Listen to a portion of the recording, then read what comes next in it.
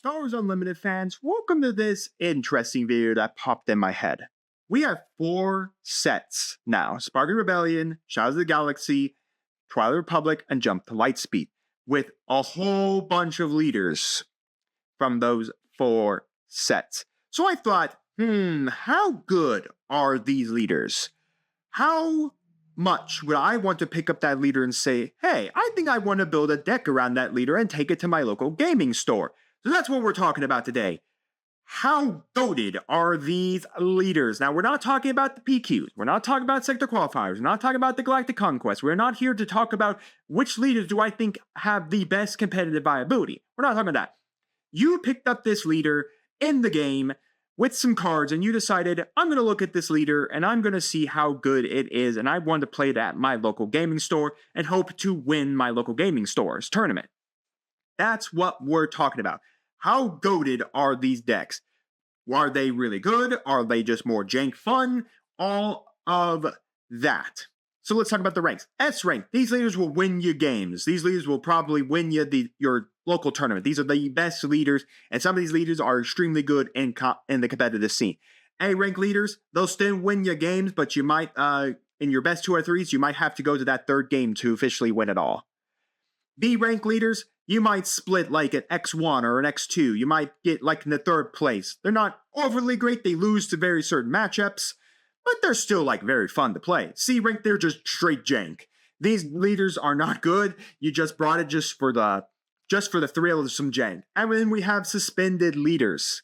This is because we have 2 suspended leaders right now: Boba Fett from set 1 and Jango Fett from set 3. We're not really going to discuss these, but hey, look, you can build a Twin Suns deck with these 2 leaders if you really want to.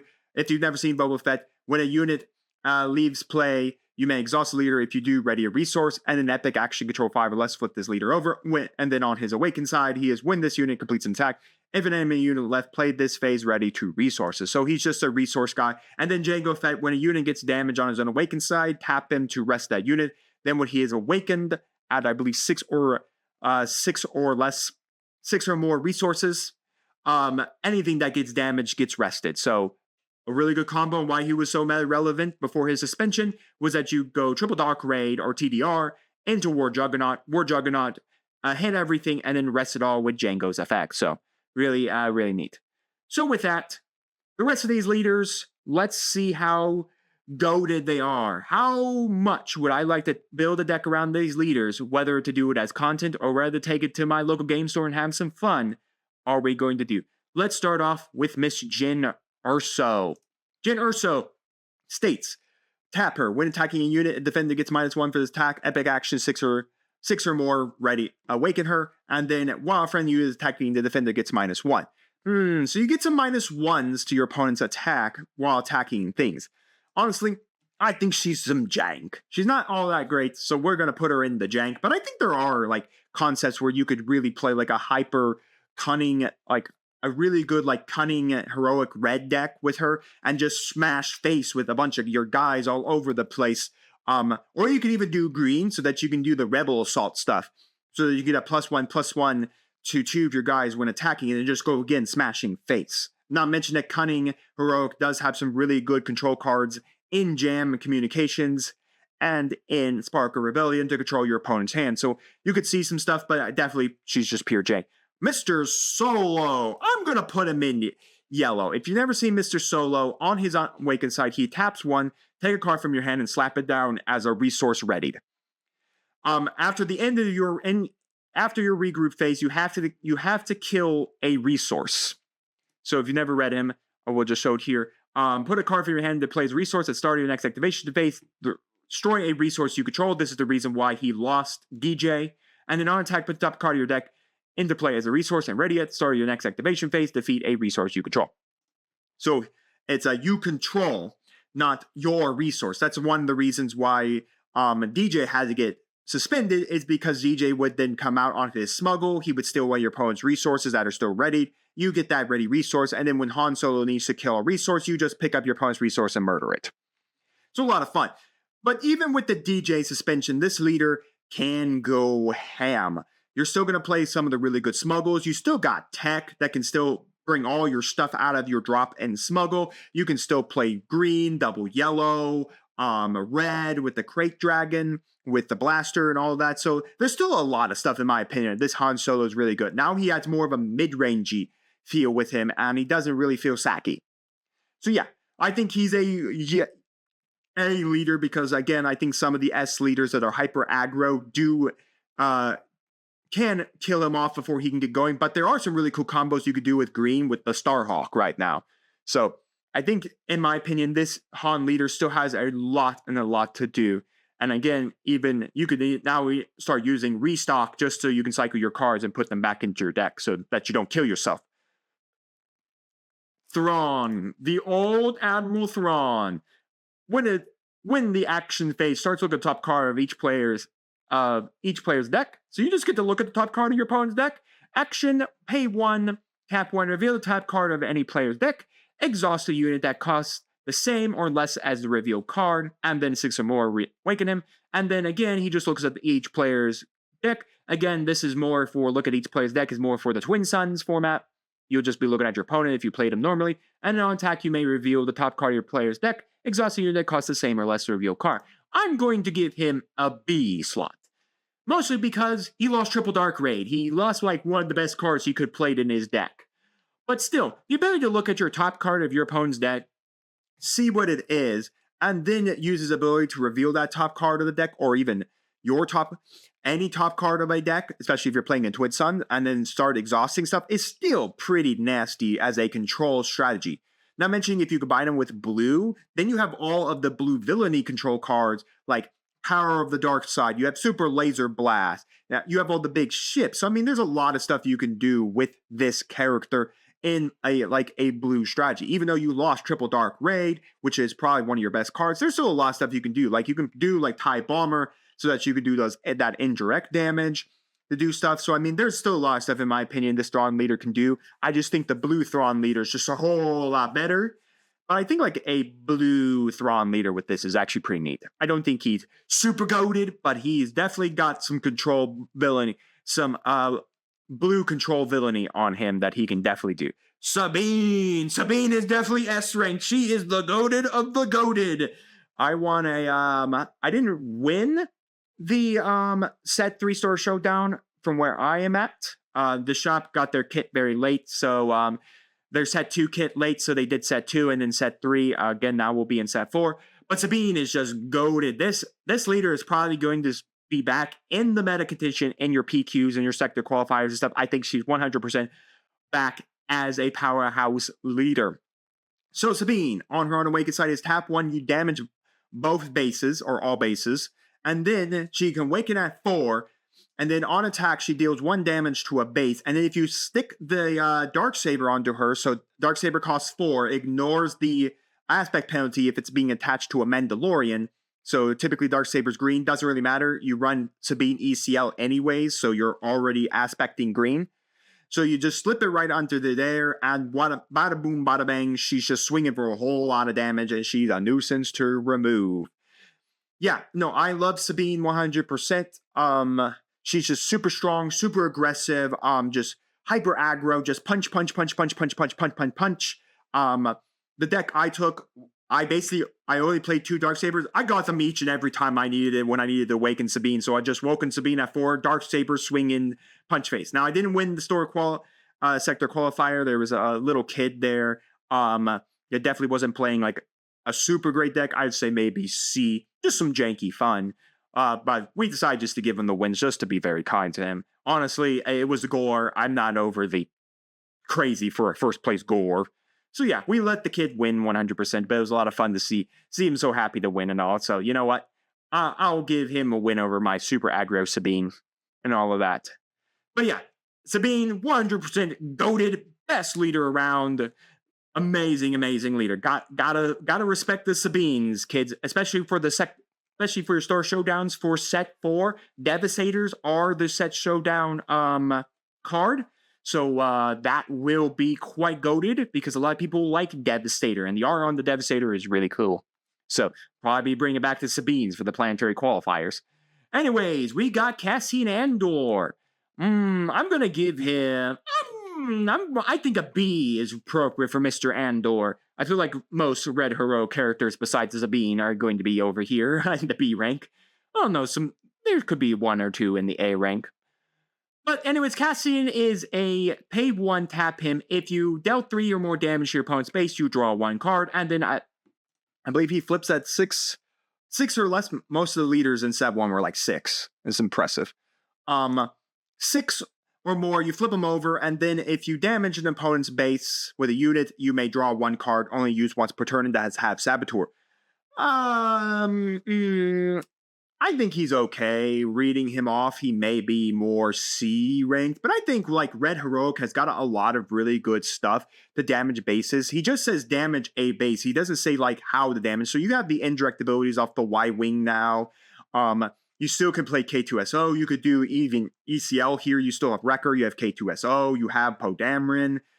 You have the ability of, since this is Red Heroic, you have Cause I Believe In. You can play Red 5.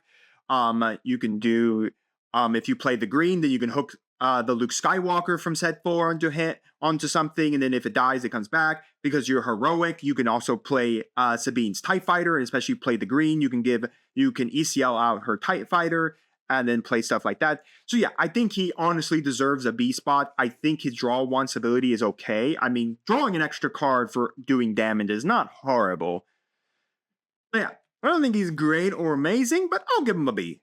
IG-88, he's got to go to the jank level. He's jank, but he's some fun jank. There's some fun, like, dumb jank you can do with him. IG-88 states action, attack with a unit. If you control more units than your defending player, it gets a +1, flips at 5 or less, and then on his _𝐒𝐓𝐾𝐒, he just gives everything raid 1. So, honestly, there was a IG-88 Jedha deck I did look at in a video that was just a lot of fun. You just played a lot of little weenies and you just smashed face, and you really didn't do much controlling the board state. You kind of just told your opponent, hey, you control the board state for me. I'm just going to go little weenie beat down until punch you in the face with 1,000 cuts until you're dead, and I have my Jedha City to give a -4 attack to something on the board just for protection. So, but other than that, no, he's jank. He's absolute just jank. He's a fun jank leader. I think I'd like to try that Jedha City build again with set 4 cards.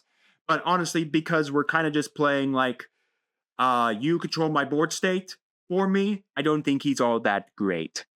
The Grand Inquisitor, a character I've not played yet. So anyways, tap, deal 2 damage to a friendly unit with 3 or less power and ready it. Action, if you control 6 or more resources, deploy this leader. And then on his awakened side, you may deal 1 damage to another friendly unit, cost 3 or less power, and ready it. So, I'm going to also give him a jank.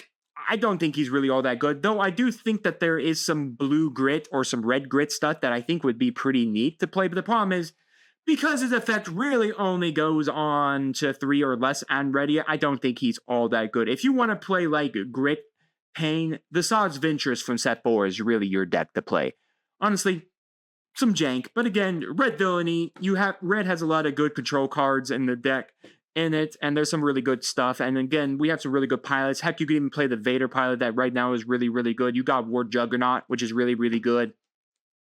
So I mean, yeah, there's a lot of things you can do with this leader. I just don't think he's all that great.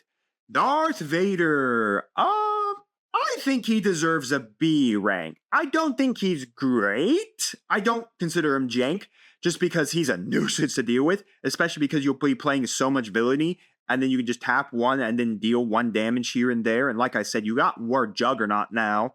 Again, you lost TDR, which I think does hurt all of the villainy leaders, especially because they could have played yellow just to do TDR. But you still have very strong cards in red villainy. Like, you still have Ruthless Raiders that can come out. You still have the War Juggernaut. You have Devastator.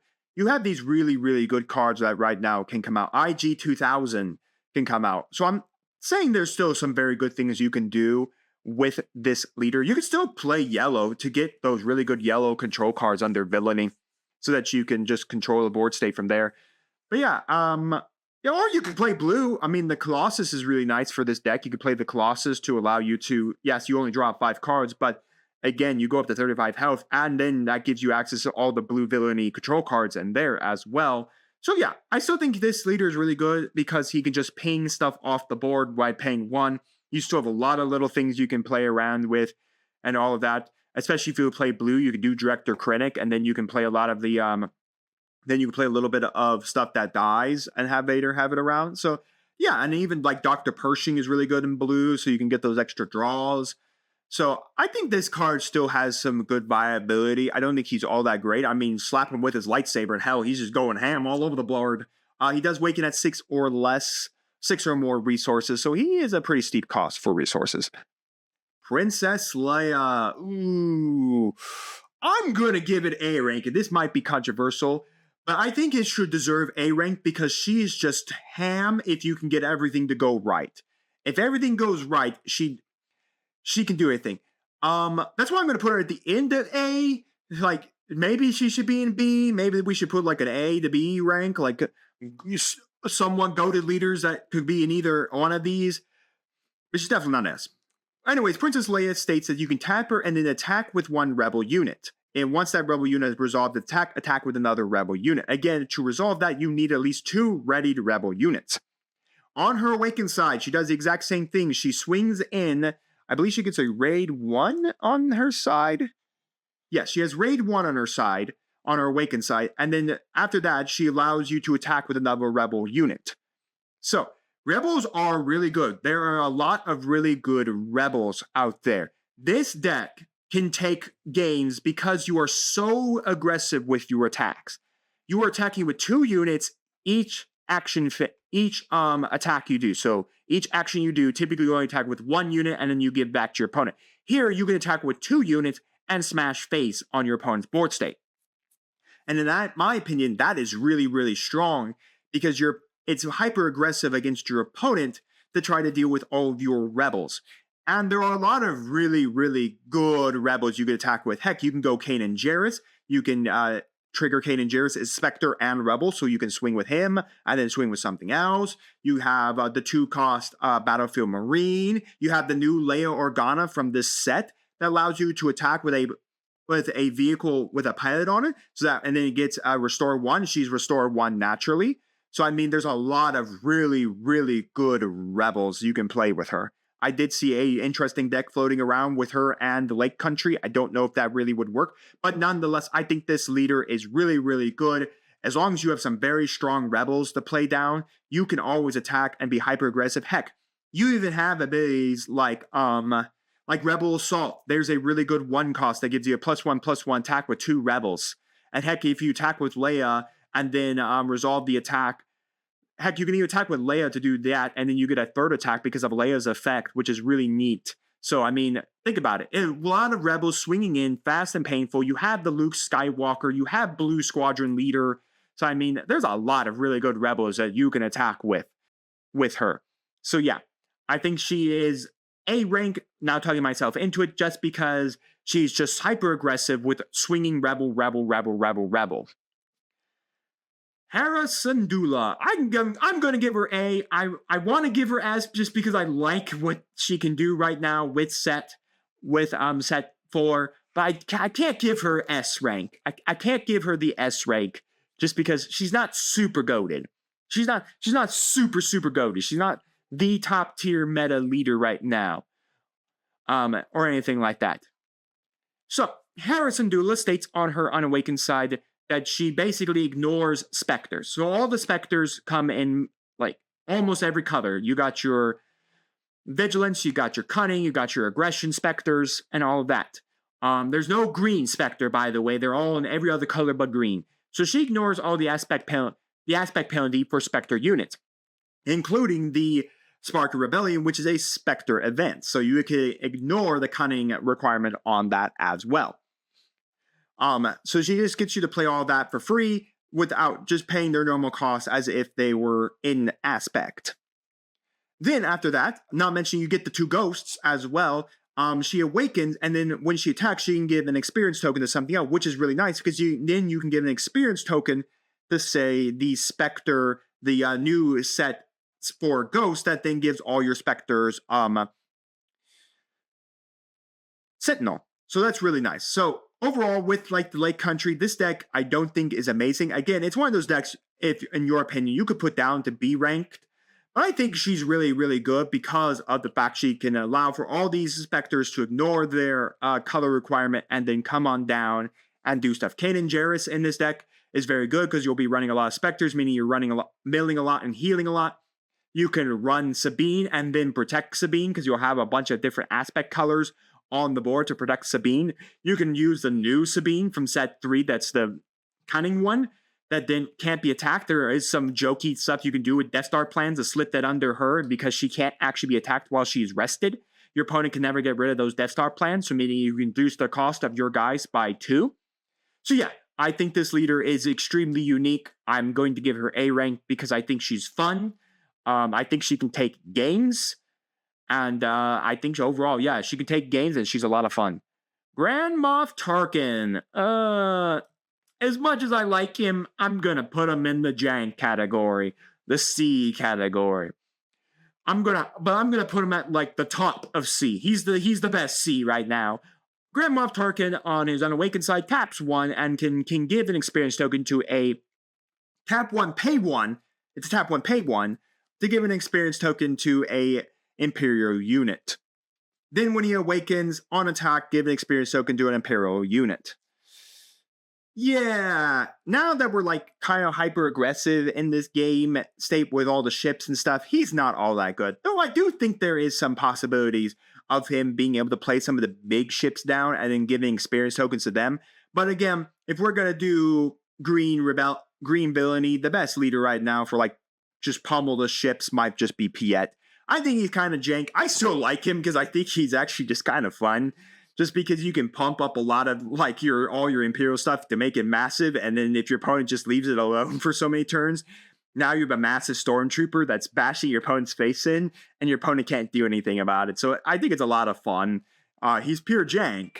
He is 100% pure jank, but nonetheless, I like him. But he's pure jank. I don't know how I build him right now, but again, just pure jank. Also, by the way, if you build him with yellow, you can buff up the TIE Phantom. Again, yellow has some really good cards right now, especially with Commandeer now just being cunning, just a 6-cost cunning card. You can just go Commandeer, steal something, kill it, and then send it back. Or what you could do is kind of funny, is because the TIE Phantom can't be damaged by card effects.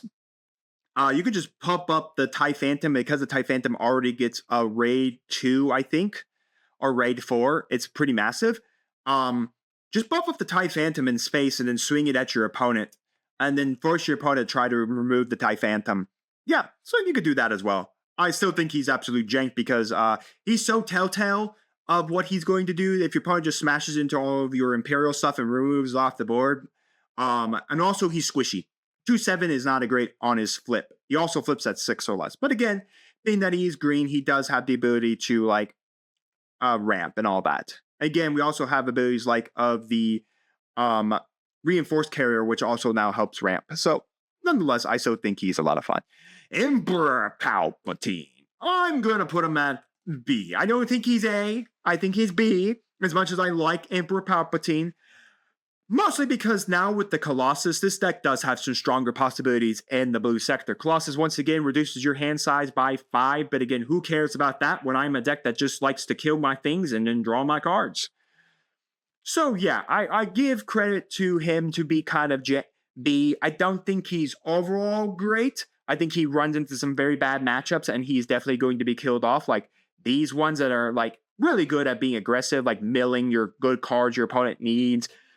Hyper aggressive and in a good mid range. He's definitely not killing off Sabine. How fast Sabine gets to get going. Again, he has to awaken at 8, and then he can steal something, which is nice. Again, which is nice. And we do have a lot of really good new ships in the format. Like you can do Annihilators with you if you're running blue. If you're running red, you have your Devastators, green and red now. So I mean, there is some really cool things you can do with this leader. I just think he's okay. I still like him. I still think this leader can take some games and can be scary in the correct color combination.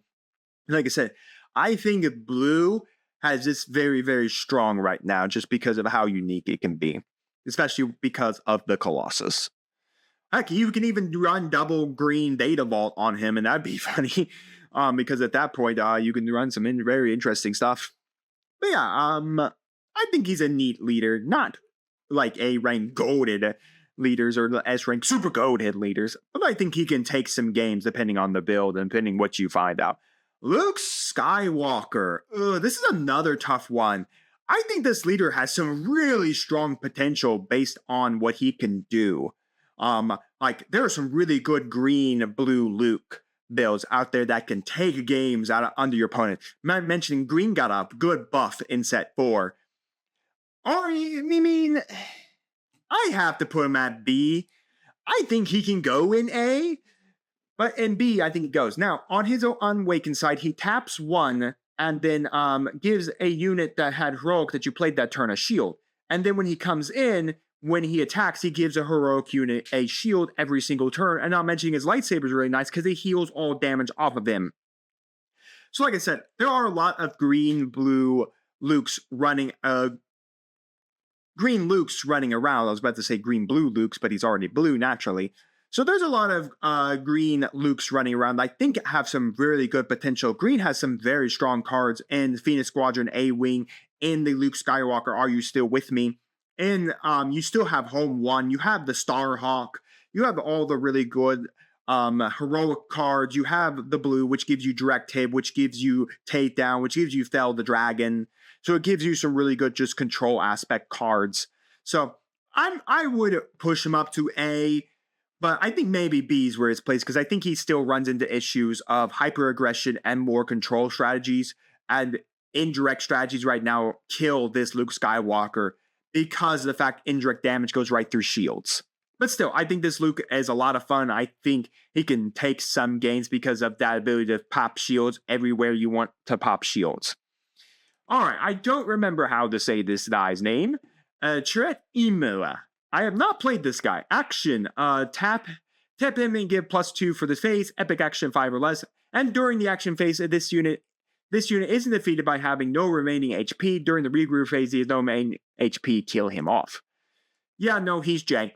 He's absolute jank, but he's some interesting jank. I think you could play this leader and have some very interesting games of a 3-5, again, blue heroic with something else. So, I really don't know how good he would be, or anything like that.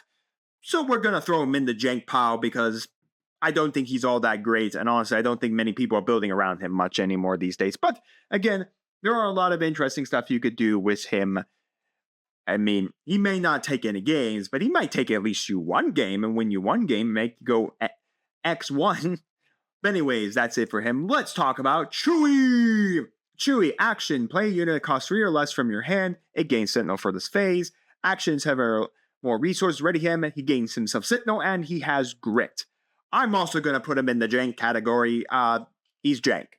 He's just jank, folks. That's pretty much about it for him. He is absolute jank. But you know what? Playing a lot of 3-cost characters and giving them Sentinel, in my opinion, is really good because you can give Sabine's TIE Fighter Sentinel. You can give the Phoenix Squadron A-Wing if you're in green Sentinel. You can give the Luke Skywalker Sentinel, pilot Luke Skywalker if you want to put it on the ground. You can give Sabine Sentinel. So there's a lot of stuff you can give Sentinel just so that you can protect your life. And I mean, he's 2-9 and he has Grit, which is pretty nasty on him. So yeah, I think he is jank altogether, but I think he could be some fun jank to play around with, of just spamming a bunch of units and giving them Sentinel and forcing your opponent to have to out the Sentinels all over the place. So yeah, I think there's some interesting things. And again, you still have good control cards with being in the blue aspect. And when mattering on your base, kind of matters what you want. Iden. I'm going to put Iden in S rank, folks. I absolutely love Iden. Iden on her Unawakened size a tap 1. If a unit was defeated this turn, heal 1 from your base. She awakens at 4 or less. She awakens pretty fast. 6 or less. Okay, 6. And then she's a 4/4, comes in shielded, and when a unit dies, you heal 1 from your base. When an enemy unit is defeated, heal 1 for your base. By the way, that triggers every time a unit is defeated. So, what I like about her is she can utilize all of the villainy aspect control cards. Super Laser Blast, Power of the Dark Side, Merciless Contest, Fell the Dragon, Takedown, Direct Hit, No glory, only results. I mean, there is just so much you can do with Iden, in my opinion, as a super control aspect. Even double blue Iden, in my opinion, is so good because then that gives you vigilance, which is the double blue 4-cost card from set 1 that states that you can choose 4 options. You can heal your base for 5, mill your opponent for 6, give a unit a shield token, or kill a unit at 3 or less health. So it's just amazing what Iden can do at double blue. Especially with that mill 6. For a lot of decks, milling 6 cards is detrimental to them. This is also a deck that you 100% will be playing restock so that you can restock your guys. It's also a deck that Bounty Hunter's Crew, you're going to be playing Bounty Hunter's Crew to get back those vigilance so that you can heal and mill. I think Iden is a very strong control strategy. I don't think she's really good in PQ because I don't think control is all that strong in the competitive scene, but still, very, very goated deck to take to your locals and piss off people who hate control with a passion. All right, Director Krennic. I'm going to give him a B. I think Director Krennic has some really good stuff, especially because Blue did get some interesting things about grit on them. About having grit and being in the grit state. Again, the 𝐒𝐍𝐍𝐄𝐄 being one of those. Like the Banshee for grit gets unique things on it. So anyways, Dr. Krennic on his front side does not have much of like anything. He just gives a +1 for each damaged unit. So if you have a grit unit up, he gets a lot more. At 5 or more, he awakens. And then he does the exact same thing. He's a restore 2, which is nice because he gets the heal. And in each friendly unit, damage gets a +1/+1. So, I mean, what you can easily do with him is you can have like the War Juggernaut come out and then damage even your own units, like damage the War Juggernaut as well, and then just make the War Juggernaut even more massive. And not mentioning that because he can heal your base, he is allowed to heal. And again, Blue Villainy has a lot of good control in it. You have Snokes, you have Super Laser Blast, you have Power of the Dark Side, you have Merciless Contest. You have all of these really good stuff, and you have some really good pilots like the Corvus. You have really good ships in like Chimera. You have really good ships in the Annihilator. You have all this really good stuff, especially if you're in red, then that gives you the Devastators. So I'm going to give him B rank. I think he is a really good leader for B. I don't think he's goated A, and I don't think he's goated S, but I don't think he's jank. I think this leader can take games. I think this leader takes games, and with that extra damage, especially now with red having War Juggernaut, I think he can get them. The Mandalorian. I'm going to give him A. I think this guy is underrated for now what he can do. The Mandalorian states, when you play an upgrade, especially because now all pilots are upgrades, you may exhaust this leader if you do exhaust an enemy unit for or less remaining HP. On his awakened side, he awakens at 6 or less. When you play an upgrade, you can exhaust an enemy unit with cost 6 or remaining HP.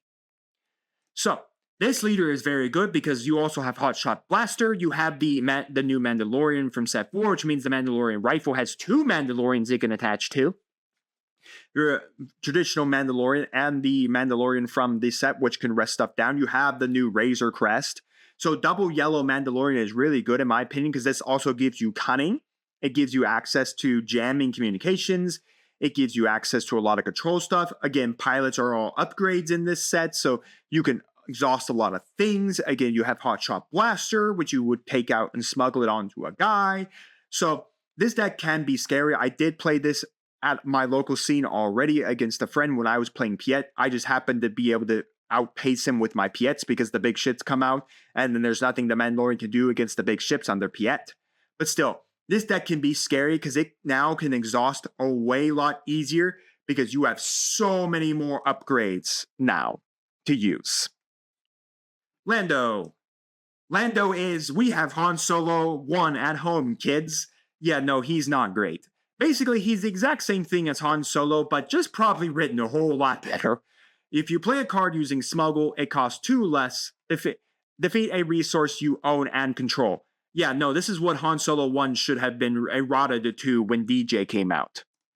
And then he awakens at 4 or more resources. Action play a card using Smuggle. It costs 2 less. Defeat a resource you control. You only use this ability once per round.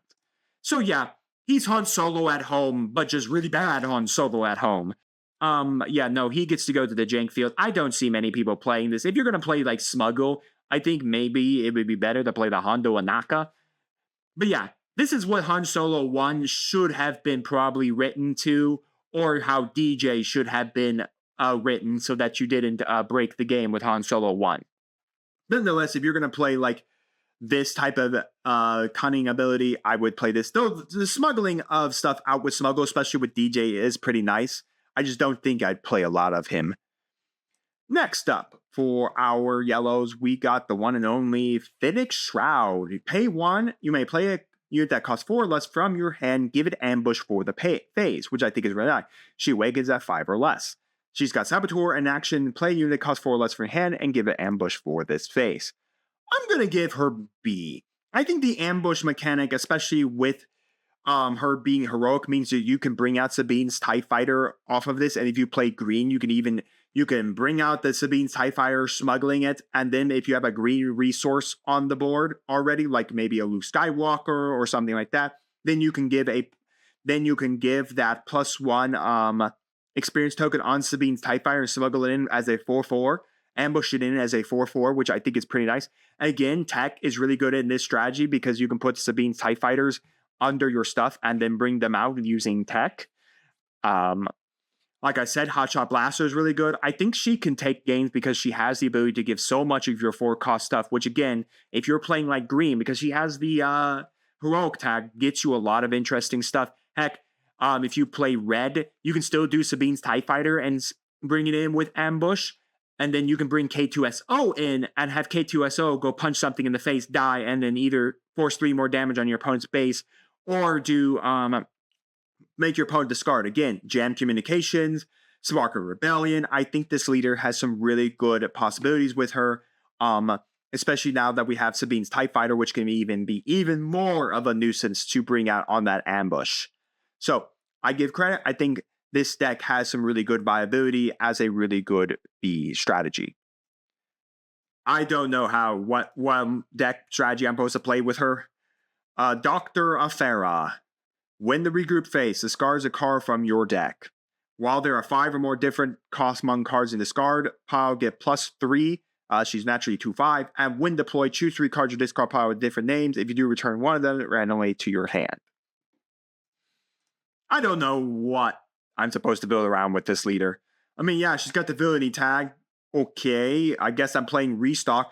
I guess if I want to mill my strategy, I guess maybe Trench would be better. But again, it's another one of those decks I think gets hurt by the TDR suspension, much like Trench did. Yeah, I don't know. Maybe Data Vault with her would be the best choice, and then running like yellow, black, green. I don't know. I don't know. Han Solo. I'm going to give this A, and this might be another controversial, but Young Solo, I think, has a strong viability as your local beat stick. So Young Solo states tap 1, you can reduce the play cost of one of your guys by 1, and you deal 2 damage to it. He does the exact same thing on his Awakened side. Action to do it. So, what's unique about this leader is that you can bring out War Juggernaut, which is typically a 6-cost card, out as a 5-cost and then start dealing damage and have a War Juggernaut out on the board. Again, being in this, you can now start bringing out your fighters much earlier, like Red 5, like Red 3. All of that stuff can now come out much earlier than normal. I think this leader has some very strong possibilities, especially in blue, because again, now you get all those good control cards and you can get the restore cards and stuff like that. So yeah, there is a lot I think you can do with this Han Solo right now, and I think needs to be played around with a lot. I can even see like double red heroic Han Solo just so you can get aggression, so you can be hyper aggressive with this leader's ability to reduce the cost of your guys, dealing 2 damage to them. Who cares? Smash face. I think more or less it might work a little better with like grit stuff from blue and stuff like that, but still, very, very nice leader. I think this leader can see a lot of play at your local gaming store. Cad Bane. I still think Cad Bane has got to be an A leader. This guy is good, and not mentioning that Underworld got a whole lot of support in set 4. They got a whole lot of ships with them, and still the Cad Bane from set 3's Legendary is still a broken card. Cad Bane is unique. Anyways, when you play an Underworld card, you may exhaust this leader. If you do, your opponent chooses a unit they control and deal 1 damage to it. He has Raid 2 when he's awakened. He awakens at 6 resources. When you play an Underworld card, you may choose an opponent. They choose a unit they control, deal 2 damage to it. You only use this ability once per turn. Nonetheless, I think this is also a really good leader for Twin Suns. Twin Sun him with Bosk, and you could play a really crazy Underworld strategy off of it. I might have to try that. But still, I think this deck can take games because of his ability to rest and because he pink shots damage everywhere. Again, this leader did take a hit with that TDR hit, but I still think he is dangerous. Underworld got a whole lot of good stuff, and Cunning has a whole lot of really good indirect damage cards. Like, there's just I think it's a 3-drop Cunning card that just deals 5 indirect damage to wherever you want to go. Congratulations, just do whatever you want. Like I said, you still have a lot of really good cards in here. You still have some of the really good bounty cards you can still play. So, I mean, I think, honestly, the Underworld stuff got a good buff, and I still think Cad Bane can still take games if you are not careful with this man. And like I said, the Cad Bane from set 3 is still a nuisance to play against. Alright, I have not played Bo-Katan ever. Action: if you attack with a Mandalorian unit this phase, deal 1 damage to a unit. If you control 6 or more resources, you may deploy this leader. On attack, you may deal 1 damage to a unit. If you attacked with another Mandalorian unit this phase, you deal 1 damage to a unit. I'm gonna put her in the jank. I don't know how many Mandalorians we actually have. I know we have the Mando in yellow and the Mandalorian ship in yellow. I know we have some blue Mandalorians. I know we have some red Mandalorians.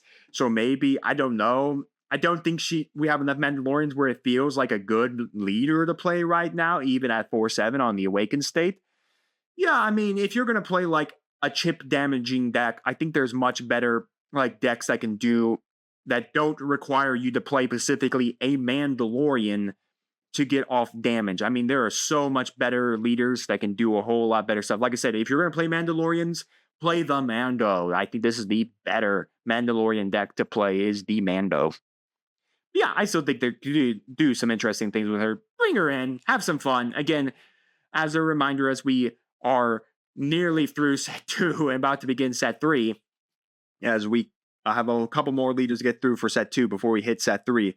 As a reminder all together, everything here is just for the fun. As a reminder, S rank means if you take it to your locals, you're goated and you're basically going to take games, much to ire of your opponent. If you take these ones, you might lose, like in your best 2 out of 3 one game, but you'll probably walk away with a good win count. B ranked, you may walk away like X1 and maybe being 3, and this is just absolute jank. These are the decks. If you're just going in and you just want to have some absolute fun with your the local group, bring these. Anyways, Kylo Ren, I'm going to give him a B. I think this leader has some very strong potential. Red got some really good buffs in this set with War Jug and all that. So I think this leader has some really good. Kylo is a leader that's very interesting. Action: discard a card from your hand, give a unit +2 for this phase. He awakens at 4 power, and then on his awakened side, he states, this unit gets -1 for each card in your hand, but if you have no cards in your hand, you can do stuff. You have Mr. Bones, you have aggression. There's a lot of good stuff you can do with this leader. Again, red still has a really good amount of buffs to it. I think this leader can take some games and can be an extremely aggressive style leader. This is a leader that is all about aggression. Punch the face of your opponent quick and fast and make them pay. Bosk, I gotta give Bosk the S rank. He is just super good, and I think right now he will still be meta contention for like PQs and stuff. I know he was right now like meta contention next to Mr. Django, but I feel like Bosk is just super good. Bosk states you can tap 1 if a enemy unit has a bounty on it, you deal 1 damage to it. And then on his awakened side, where he's even more fun. When you collect a bounty, you may collect that bounty again. You only use that ability once. So in my opinion, blue is where he is at, because you can do stuff with like the client and you can put a bounty on a guy, and then because the client states when that guy dies, you heal 3 damage. Then you can just use Bosk again to heal another. I think it's actually 5 damage. Nonetheless, it doesn't really matter. You can also do green. Green, I think, is really good because you have the green bounty that allows you to look at the top cards of your deck and then pick stuff out. If you double that, it is really strong. I think the blue is where he's going to be up again, because blue villainy just has so many powerful control cards. I think this leader, again, is another really good control leader and is a nuisance leader because of his ability to put bounties and then to harm things with bounties. whether that's with the client or whether that's with the bounty cards. I think he is just super, super goated on the fact of how aggressive he can be. So watch out for the Mosques. I still think he's going to be in the PQs. I think he can take a lot of games, and I think this leader is 100% goated for your locals. All right, Hunter, another leader I have not played. Pay 1, tap, reveal a resource you control. If it shares a name with a friendly unique unit, return the resource to its owner hand and put the top card of your deck in play as a resource. Control 7 or more, you deploy this leader. On his backside, he does get on attack, reveal a resource you control. If it shares a name with a friendly unique unit, return the resource to its owner hand and put a card of your deck to play as a resource. So, I'm going to... The way he reads, it would be pretty unique. I mean, there are some really good stuff you can do with this. For instance, if you have a Starhawk and you need to get another Starhawk or you need to get another unique unit back to your hand, I mean, there is stuff you can do with that. I'm going to give him jank because I just think he's not good enough. Yes, while you can look at your resources and you can take things that are unique out from your resource and then play them, or put the top card of your deck, which is really good for tech, because then tech can start playing around with the stuff you put on top of your deck, which kind of means that you can always have this ability to put stuff. I mean, you have its fighter that's really unique to put.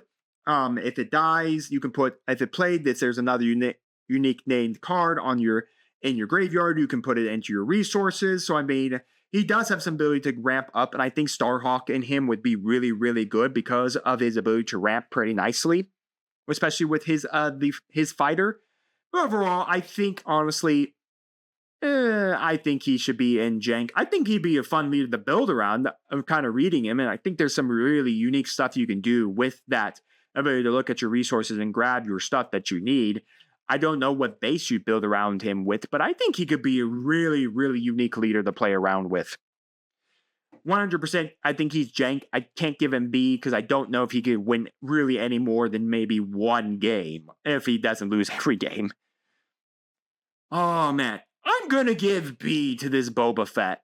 Now, that's probably just me coping because I think this Boba Fett is really, really unique.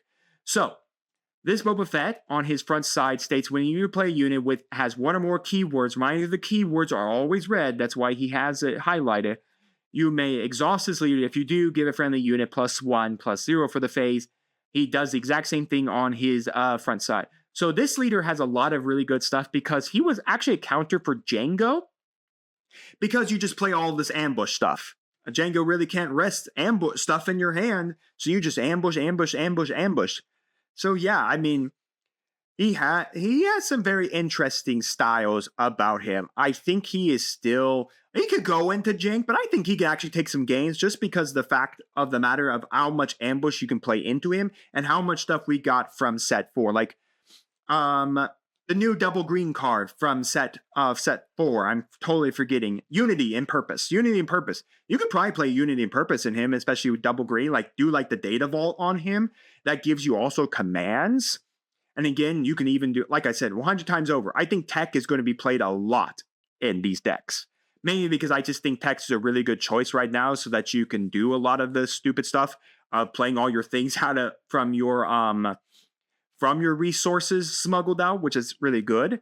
And again, I think you can play a lot of ambush, and because you can give ambush +1s on their attacks, I think he just has a really strong possibility to just beat nuisance. Like, your opponent plays something, I ambush, kill it off.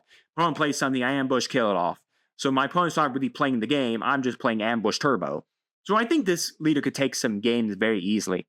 I don't think he's pure jank, because I think he actually could give you, like, a good score. I don't think he's A. I don't think he's going to get you like the top 3 choices every time in your locals, but I think this guy can take some games. Hondo Anaka. He's jank. Because honestly, he's not good. When you play a card using Smug, you may exhaust the leader if you do give experience token to a unit, which is pretty nice. He's got raid 1, you play a card using Smug, you give experience token to a unit. The reason I have him in jank, the whole Smuggle archetype is from set 2. Set 3 and Set 4 do not have anything that's smuggle. There are no new smuggle cards. Well, I do think that the reason why we're not seeing a lot of the smuggle mechanic in future set is that they're trying to set up what we're going to have as our mechanics. I think once we have rotation 1 go away, we'll probably see 7, 8, and 9, which is block 2 for rotation, which is block B, probably is going to come out with some more smuggle cards, some more cards from set 1 and set 2, like more coordinate, more smuggle, because again, those sets are also going to flow into the expanded format for Star Wars Unlimited, where again they're going to support the expanded format where you basically play everything together, where it's not Premiere where you only are in the rotation blocks. The extended format is everything's together, which I think 100% will be getting some bans and suspensions because everything is going to be absolutely broken. But it'll be very interesting to see how everything is broken. But nonetheless, until we get some more smuggle stuff, he's not great. He gets to be janked. I think you could win a game with him. I don't think he's great, but maybe if you just want some really weird, fun stuff to do. Moff Gideon, I feel it's really hard to kind of decide because I actually like his effect. He's action if there's attack with a unit that costs 3 or less. If you're attacking with a unit, it gets +1 for this attack. And then he does get Overwhelm, and each friendly unit that costs 3 or less gets +1 and gains Overwhelm while attacking an enemy unit. I gotta give him jank. I don't think he's just good. I like his abilities because I think there's a lot of stuff you can play under with the 3 cost and then do stuff, especially because we got a lot of really good 3 cost stuff. Like, for instance, you could do the droid swarm under him, and because each of the droids are 2 costs, that means they gain the plus.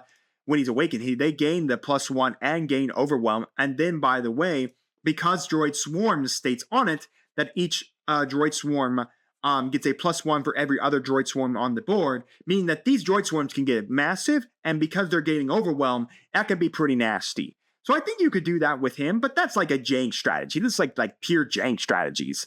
We're not going to be winning many games if we're just playing Droid Swarm, Grand Moff Tarkin, buff up, but I think it could win a game. It might surprise me. It might win the entire tournament just because how's my opponent dealing with all my droids? So yeah, I think he could do that. And again, depending on how you build them, you could do red to give him some villainy stuff. But again, I just don't think he's all that great. I think there's some interesting things you can do with him. Maybe give him the Link Country, and then you just play a bunch of just green villainy stuff, and then, like I said, play all your Droid Swarm, and then buff all your Droid Swarm, give them Overwhelm and +1/+1, so that they're all just nasty. Yeah, I mean, you could do a lot of stuff like that, but nonetheless, he's jank. Rey. I like Rey. Here's the thing. I like Rey. I played a double blue Rey with Colossus, and it went ham. I played against a Thrawn red, and we came down to literally needing some good cards. I mean, this deck can play Nebula Ignition. This deck has a chance to play Vigilance. If you play with the Colossus, which is what I did, even though you're playing 5, you have Queel to reveal the top card of your deck. Every time he swings, gets a restore 1, and then you can grab that card back to your hand. You can play the Mandalorian fighter to protect your space. I mean, you can buff stuff like you can buff Queel, you can buff the Arc 170. I mean, there's a lot of stuff you can do with her. I have to put her in B just because I don't think she can.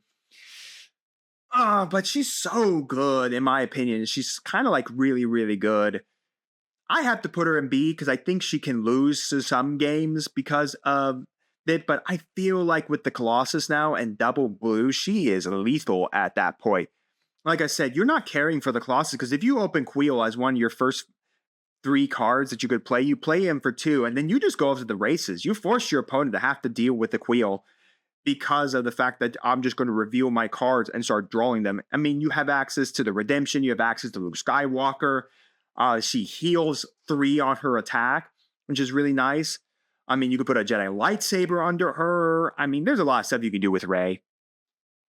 I'm going to put her in A.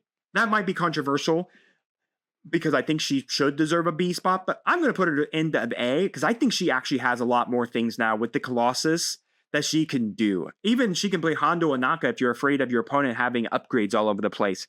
So yeah, I'm going to give her an A spot. That's just me because I like Rey and I like the mechanics of Rey and all that. But yeah, I think she deserves an A spot because I think Colossus 100% gives this deck a whole lot more power. Finn jank. Sorry to all my Finn lovers out there. I don't know how many there are. I just like Rey because I just think there's a lot of cool stuff you can do with Rey. Finn lovers, he's jank.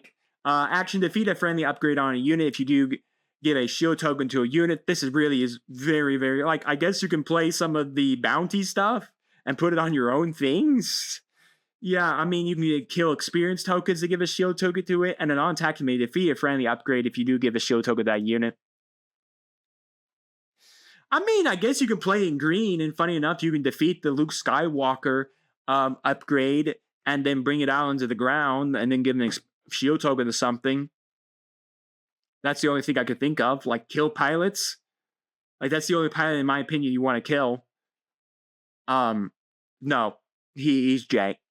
He's just jank. Now, if you're playing, like, Twin Suns, you're playing someone who likes to play with, like, bounties, especially like Bossk or Cad Bane or anything like that. That actually is pretty nice, because then you could just kill off the bounties, or maybe you can kill off other, like, upgrades that are good in here. So, he does have some strange situations where he can kill off, like, Frozen and Carbonite. He can kill off very specific upgrades that are affecting your stuff. So, I mean, you can do that. Other than that, no, he's jank. He's jank. Jabba the Hutt. Jank. I think Jabba's cool as a leader. I think Jabba 100% is cool as a leader. Action, choose a unit for this phase against bounty. The next unit you play costs 1 less. He wakens at 7, and then when deployed, another friendly unit captures a non-enemy unit. And then action, choose a unit. Again, against bounty, it costs 2 less. So I think he could go in B because of that ability to bounty and then, like, low cost a lot of your things onto the board. But I really think he's jank because he's slow to get going. I mean, 7 to bring him out. I mean, his bounty isn't great, so if your opponent kind of knows what you're going to go do with the bounty, you can kind of play around that. Because again, the bounty only lasts for the phase. It doesn't last permanently. So you kind of have to do it for the phase and then hope and pray you can kill off your opponent's thing. But if your opponent knows what you're doing, they may just, like, get around your bounty altogether and stop you from gaining it. So, I mean, there's some interesting things you can do. I think he's a good Twin Suns leader. Put him on Bossk, and then you can do Bossk Hutt. And then basically, because you give all those bounties, you can use Bossk's ability to deal 1 damage to things, which is not bad. That's a pretty interesting Twin Sun. A lot of these jank leaders, in my opinion, are really good, like, in Twin Suns, because there's the secondary leader they can Twin Suns with might be a whole lot better. But anyways, he's jank on his own. Let's move into set 3, starting off with the one and only Mr. Gar Saxon. Lately, I really haven't played much of. Each friendly upgraded unit gets a +1, and then each friendly unit gets a +1, and gains when defeated, you may return an upgrade that attached to that unit to its owner hand. I'm going to give him B. My reasoning is pilots. He gets a whole lot better with pilots, especially because of the fact, yes, he's a villainy, but with the ability to get a lot of pilots like Iden Verso, like all of your like your Interceptor Ace, all of your pilots from there, upgrading them and then returning those upgrades to your hand if the unit gets defeated is really neat, because then you can get back all of your defeated pilots and get them all back to your hand, which I think is really, really strong at that point where you are constantly just piloting up your ships at all times. Like Iden Verso. Iden Verso, when she attaches a pilot, she gets that unit a shield. So that unit dies, then you can just get Iden Verso back and put it on another guy. Corvus is really good in this deck because then you can pull around Iden all over the place. You can put Iden on the ground, swing Iden, Corvus, put Iden on something. Now she's piloting that thing. Give it a shield, get it a +1. So I'm going to give him B because pilots, I think 100% give this deck more power, much like pilots give 100% the Mando more power. And again, blue villainy, really good control cards out there. All right, Kira, I think is the name. Action, pay 1, deal 2 damage to a friendly unit, then give a shield token to it, and an action 5 more, bring her up. She's a grit leader, and then when deployed, heal all damage from each unit, then deal damage each unit equal to half its remaining HP rounded down. I'm going to give her A because I think there is stuff you can still do with her in ECL and in green, and then I think 100% she can be lethal. I think she could still be lethal with green, and green got a good buff. So again, blue villainy, she got the control cards. If you play her with green, she's got all the green control stuff. And again, being able to hurt your stuff, like the new Banshees are really good with her because you just harm the new Banshee and you can do stuff with that. I mean, there's a lot of stuff you could do with Kira. And I think honestly, 100%, I think she could still be a good leader just because I think there's a lot of stuff you can still do with her effect. Chancellor Palpatine, I'm going to give him a B rank. Chancellor Palpatine is one of the more unique leaders because he actually never awakens. He just flips himself around. This leader starts the game with face up. He's a good Chancellor Palpatine. And then he becomes Darth Sidious on his opposite side. Anyways, action. If a friendly heroic unit, this was defeated this phase, draw a card, he'll do damage from this base, and then flip this leader over. Action on him while he is on his Darth Sidious. Action, if you played a villainy unit this phase, create a clone trooper token, deal 2 damage to each enemy base, and then flip this leader back over. I think this leader is a nuisance to play against because he heals and he deals damage. And he can flip between each of his sides. Now the problem is you have to achieve the ability to play. For him to flip to Darth Sidious, a light unit, a heroic unit has to die. To flip him back to Chancellor Palpatine, you have to have played a villainy unit. Not hard to do in this deck, but again, the problem is because you're mixing then heroic, villainy, cunning, and whatever your base color is, you're maybe not having a great chance to play a lot of things.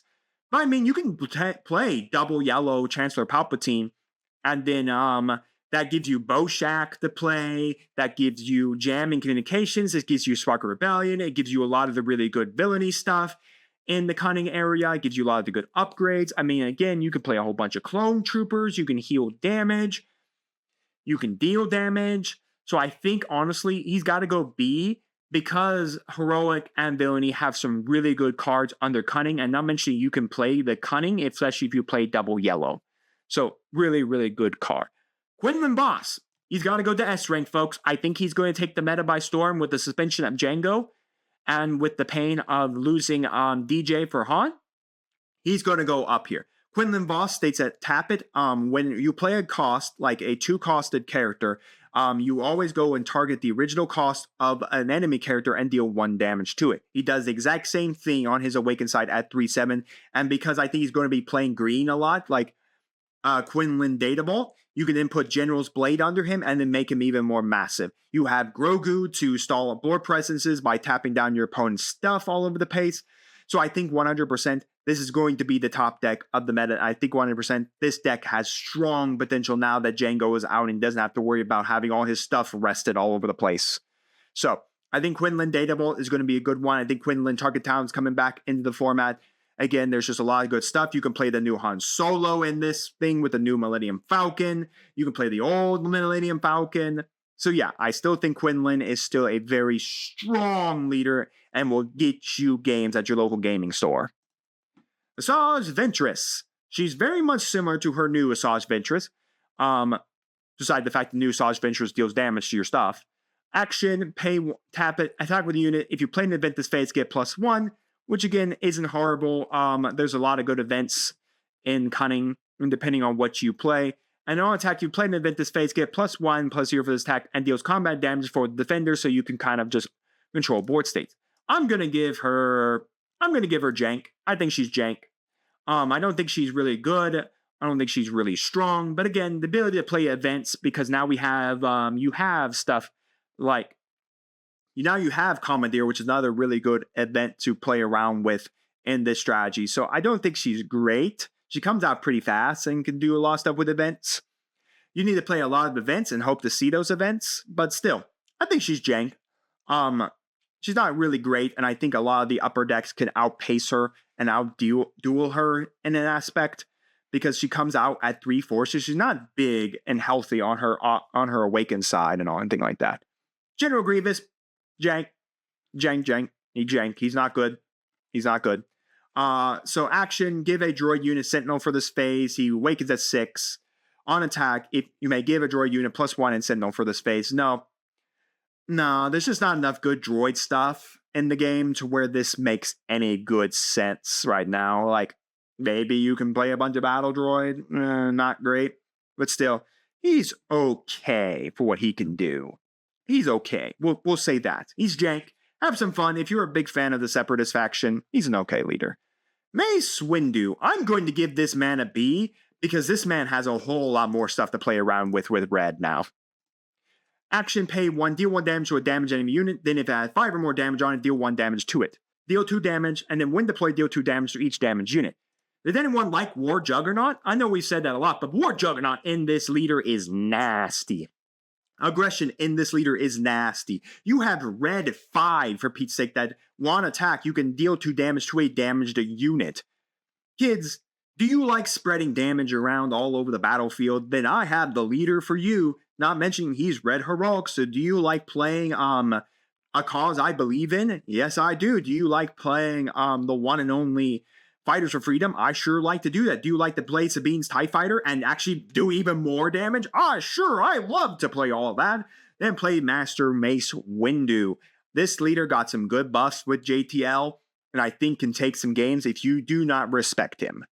He's not he's not super go. He's not goated, like he's going to win you a lot of games. He's not X-ray like he's super goated. But I think this leader can take some games and maybe get you like X1 or X2 at a local tournament. But yeah, Anakin Skywalker, he didn't really use much. He just went up to Colossus and just kind of became that. Again, he deals 2 damage to your base to give a unit plus 2. Attack with a unit, it gets attacking, it's plus 2. He just deals damage to it now the base, and then he gains overwhelm, and this unit gets plus 1 for every 5 damage on your base. Congratulations, when I'm playing a 35 base, I can go up to 5, 10, 15. I can get 20 damage for being at 30 damage. So I mean, heck, that's pretty nice. I mean, heck, just keep going up and up. The Colossus are really good. You still have access to War Jug. You have access to the Crate Dragon, which also Mace Windu has access to. So, I mean, there's just a lot of stuff this Anakin Skywalker can do and be hyper vigilant. So, basically, you just went from a normal blue base to now the Colossus, and I still think you are hyper aggressive. Ahsoka Tano, jank, just jank. So, anyways, if you don't know, set 3 released the coordinate action. It's horrible, it's bad, it's not good at all. It also released Exploit, which I think Exploit now has a little better ability these days for when defeated stuff, but still not good. Ahsoka Tano coordinate, if you have 3 or more units, including herself, you get a +1. You get a plus 1 for the attack, and then she does the exact same thing, but coordinate, this unit gets +2. So again, she goes to 5-6 if you have 3 or more units, but in a game where mostly we're trying to kill off stuff, coordinate is not going to trigger most of the time. So it's Jang. Darth Maul, I'm going to give a Maul Green. I have a guy in my local who plays Maul Green, and this deck can be extremely violent. Attack with a unit, it gains Overwhelm for this attack. He wakens at 6 or more resources. You have the abilities of Maul's we'll get Maul's lightsaber in set 6 or set 5, which is going to be good as well. And he gives Overwhelm to everything on your board. You have the Maul from set 3 that can attack 2 guys and then have Overwhelm. You have the Dark Saber. You have Fallen Lightsaber you can put on Maul. Again, Green's got a lot of good stuff. You have War Jug. I mean, there's just so much you can do with this Maul. In my opinion, he can take you a whole tournament, and he can take games. But I can't give him S. I would give him S just because I have a friend who plays him and plays him really strong, but I'll give him A. You know what? I'll give him top billing in A, just because he's so good in A. This leader could take entire tournaments. I think he'll struggle into some of these because Sabine's just a little more hyper aggro than him, but still, be cautious. This leader can take games. Padme's jank. There's nothing about it. She's a coordinate leader, and she can't even gain her action unless she has coordinate up. Action, pay 1, tap or search top 3 cards for your deck for a public card and reveal it and draw it. Not really good. You put the other card in the bottom of your deck in a random order. And then she has a restore 1 on her awaken side. She awakens at 5, and then coordinate on attack, search top 3 cards. So again, she's absolute jank because her whole stick, you have to be coordinating. And again, yeah, it's nice that she can get all your Republic stuff you need. She's jank. She's not good. Rex. So Rex is going double green Rex with, you use the Droid Factory with Rex, and then you can use Unity and Purpose. So I'm going to give it B because I hear the Unity with Purpose Rex is actually pretty nice. I haven't played it, but I think that's the build everyone's going around right now. I just haven't played it because I don't have the Droid Factory, and I really don't have all my Unity purposes. I got 2, so that'd be enough. But still, I'll give it B because it sounds like people, when you get off the Unity Purpose with Rex, it can be pretty broken. But yeah, that's it for him. That's all I can really say. I haven't played Rex. I haven't even seen anyone play him in my local gaming store with him. We got Pre-Vizsla. Action, pay 1, deal 1 damage to a unit equal to the number of cards you draw in this phase. We have some okay draw cards, but it's not good. I think, honestly, again, he needs more. While you can draw 3 or more cards in your hand, he gains Saboteur. While 6 or more cards in your hand, he gains +2. So basically, if you have at least 6 cards, he gains Saboteur and +2. I'm going to give him the jank. He's going to the jank. The jank. We don't have a lot of cards that draw us cards on attack and stuff like that. We have like Battle Plan from set 1 that allows you to draw 2. We have the Prepared 1 from set 3 that can draw you a couple of cards, but he's just not great. Draw cards, sure, is nice because then you can draw a bunch of stuff, but still, being reliant on getting off your damage off drawing and then having to draw those cards and hope to outpace your opponent even with the draws as they beat down your base is not great. Still, I think he's unique for what he can do and that stuff. What, Tambor? Let's put him in the jank category. I think he can go to B, but I'm going to do jank. If a friendly unit was defeated this phase, give a +2/+2. I give the unit +2/+2, and if you control 5, he awakens on attack. If a friendly unit was defeated this phase, you may give another unit +2/+2. I'm going to give him jank, but I could definitely see somebody with really good building skills putting him at like B and winning like a tournament or winning some good, getting like top 3 in a tournament, a local tournament with him. But as of right now, the way you read him, he's not great because you got to go sacrifice your stuff to even do stuff. He's really good for the exploit. But again, exploit isn't all that good still, even with jump to light speed. Yeah, I'm going to put him in jank. Dooku, I'm going to put in jank as well. He gives all your separatist stuff exploit 1. He awakens at 7, and then he's got over 1. On attack, the next separatist card you play gains exploit 3. My problem is I don't know how I feel about trying to get this exploit system off. Sure, you can do like vulture droids, so you can exploit out vulture droids at a cheap cost, so that you can spam vultures everywhere by killing stuff on your board. But again, I don't know. Maybe playing Poggle the Lesser to try to get the battle droids and then using those to exploit out your separatist drones, so that you get the swarming vulture droids out for cheap, so that you can get all those power buffs everywhere. I don't know. I'm not sold on Mr. Dooku being very good. He wasn't very good in set 3 because exploit was horrible and didn't do much, but I don't know if he's still good here. I think playing him with like the swarming vulture droids is not half a bad idea. Yoda. I'm going to put in B. Maybe that's because I just like Yoda, or maybe because I think Yoda Green right now is a very interesting strategy to play. To me, Yoda Green allows you to play the Starhawk because you're going to play You're My Only Hope, which then reduces the top. If you reveal the top card of your deck, you reduce its cost by 5. If you have 5 or less health on your base, you can play it for free. Because Yoda manipulates the top card of your deck. Never read Yoda.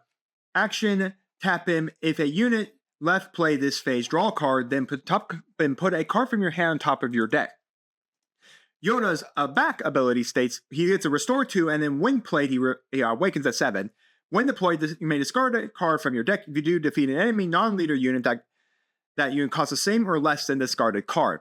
So because we can manipulate the top of our deck, and then we can use You're My Only Hope, we are capable of then reducing the cost of the Starhawk by 5, because again, we're not going to definitely go be doing I Only Hope at 5 or less health, and then play out the Starhawk. I could see Data Vault being played with him. I could definitely see just a normal green base being played with him. But yeah, I'm going to give him B because I think the Starhawk combo that Yoda allows you to do is very, very strong, because if you play the Data Vault, Starhawk, if you never read it, states that you reduce the play cost of all of your cards in hand. Meaning that if you play Data Vault Yoda, or Yoda Data Vault, you can then reduce the play cost of out-of-aspect cards by half. So, say for instance, you want to play a really good villainy card like Power of the Dark Side, well, you'd have to pay 2 extra for that villainy aspect. So you'd be paying 5. Then you do round it down, so you would be paying 2 rounded down to play Power of the Dark Side because Starhawk is out on the board. So yes, I do think Yoda Green is really, really strong because of the Starhawk combos. Again, it's not probably always going to happen, but still, I think that is really strong. And not mentioning again, we have all of the really unique abilities because of being blue, a heroic. That does mean that we can use 𝐒𝐲 to get our hands. Maybe reveal Starhawk, we grab it and add it to our hand because it's green. We're playing a green base. When we use 𝐒𝐲 just so we can cycle through our cards, we still have Luke's, we still have all the really good heal cards. You can still play the Mandalorian. So there's still a lot of the Mandalorian Condor, the little ship that protects your space. So you can do a lot of interesting things. I'm going to give Obi-Wan Kenobi an A slot.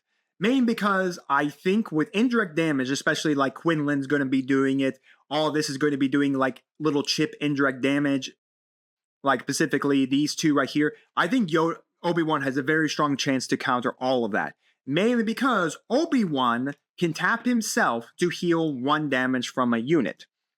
And then on his back, he's a Sentinel, and on attack, heal 1 damage from a unit. If you do 1 damage to a different unit.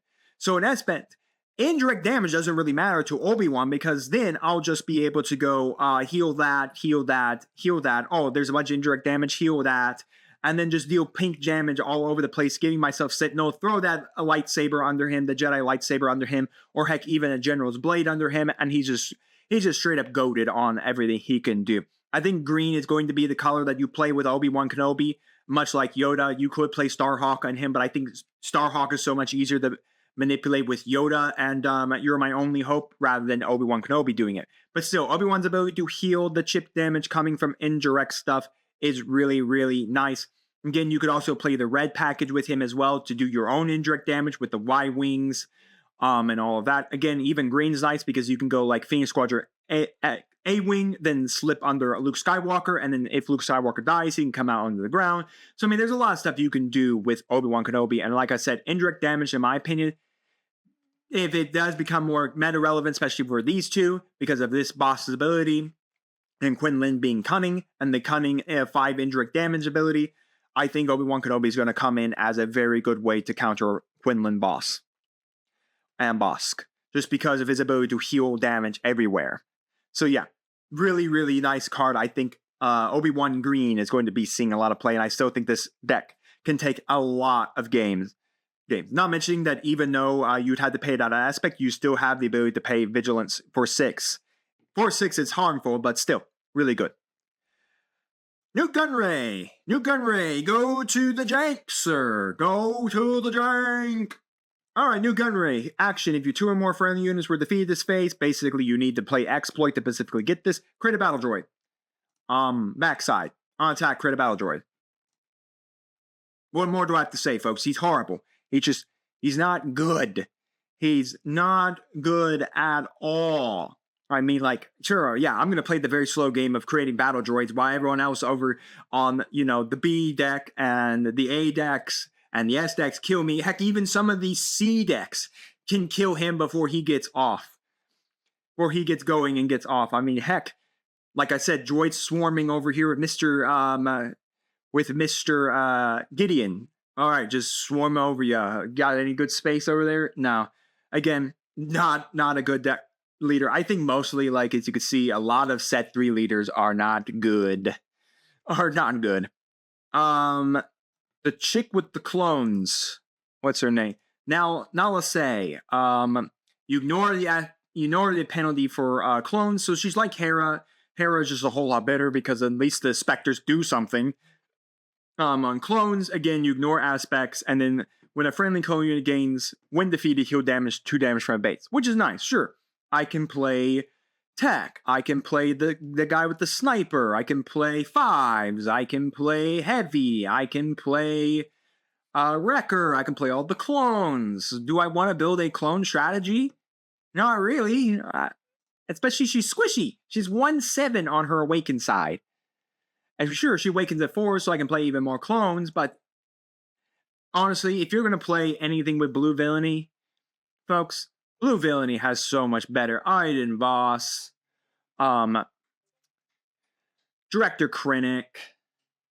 I mean, yeah, we don't have any, even the C's, if you want to play blue villainy. Heck, we haven't even touched the really good blue villainy leader down here just yet. But if you want to play blue villainy, play a different blue villainy card, or play a good green villainy leader and just throw in the blue base. Heck, you want to play blue You want to play blue villainy? Here, there's a really good card leader right here, the Emperor. Play a blue base. Congratulations, you got a good blue villainy leader. You got a good Emperor Palpatine, green, black, blue leader. All right, that's set 4, set 3. So we can kind of see it now. Set 1 had a good couple leaders. Set 2 had a really good one. Set 3 only had a really good one. And then we kind of see that there's a good amount of leaders. Set 3, let's see, who is really good in set 3? Quinlan, Obi-Wan, Kira is from set 3. So, I mean, blue has some really good set. So really, it's the really bad ones. The ones that are just like horrible. Like General Grievous, Ahsoka Tano, anything with a coordinate, anything that kind of runs around to exploit. It's not just good. So set 3 didn't really have a good leader. They had a really extremely goated leader in Django, but he's gone. He's gone now. So yeah, let's talk set 4, the newest set, Kaz. I'm going to put Kaz in goated S. I think, in my opinion, this is this super hyper aggressive leader that breaks the very mechanics of this game. Now, YouTube will pop a little thing for you all. I did already cover a Kaz Tarkin Town deck. Kaz right now is, in my opinion, is probably going to play more of the Oscillator base rather than Tarkin Town. I think Tarkin Town is not good enough for him with his abilities, but I feel the Oscillator base is, even though you lose, you go down on 45 cards instead of your 50, especially if you build a 50-card deck.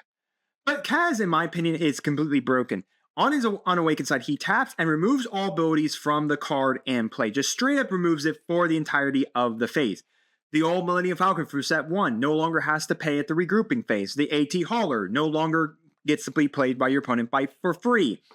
You like Heroic Sacrifice and Trench Run, those attack skills that Heroic Sacrifice deal combat damage, die, or Trench Run, your opponent has to mill 2 cards and pray and hope that you just don't die?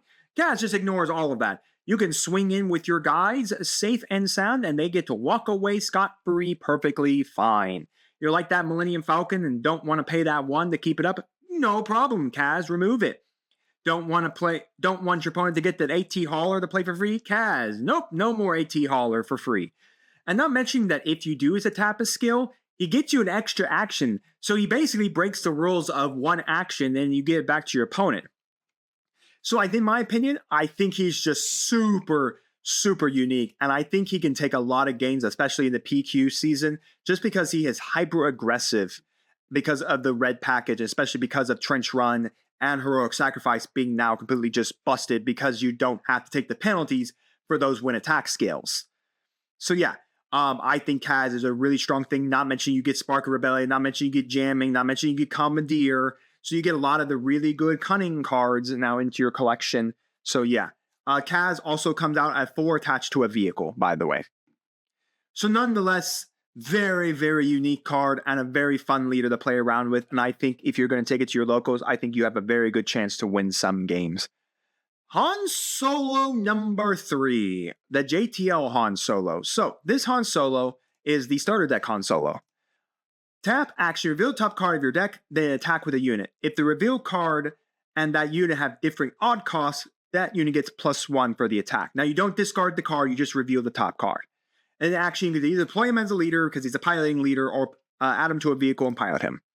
Attach this unit to a leader unit. When deployed as an upgrade for each friendly unit or upgrade that has an odd cost, ready a resource. So he's kind of a very interesting leader because he can ready resources and he can basically reveal the top card of your deck. And as long as the 2 odd costs are different, you can get a +1 on your attack. Not mentioning he's not discarding anything. So it's kind of interesting how he actually works. I'm going to give him B tier. I have seen some interesting decks with him. I don't think he's all that great, but I think his strange ability when he upgrades, especially if he upgrades onto any of the Millennium Falcons, is pretty unique. Mostly you're going to play him as the upgrade of the 3/4. But yeah, and he's also got some really unique cards, and you're going to play like an odd deck strategy, basically a bunch of cards that are odd costed. And there's a lot of interesting, like Shuttle Tiberium does stuff with odd costs. You can do Never Tell Me the Odds that can mill cards on top of your deck. So I mean, heck, I think you can play with blue. I think a lot of people play it with blue, and even then, like Vigilance can be something interesting to do with this deck as well.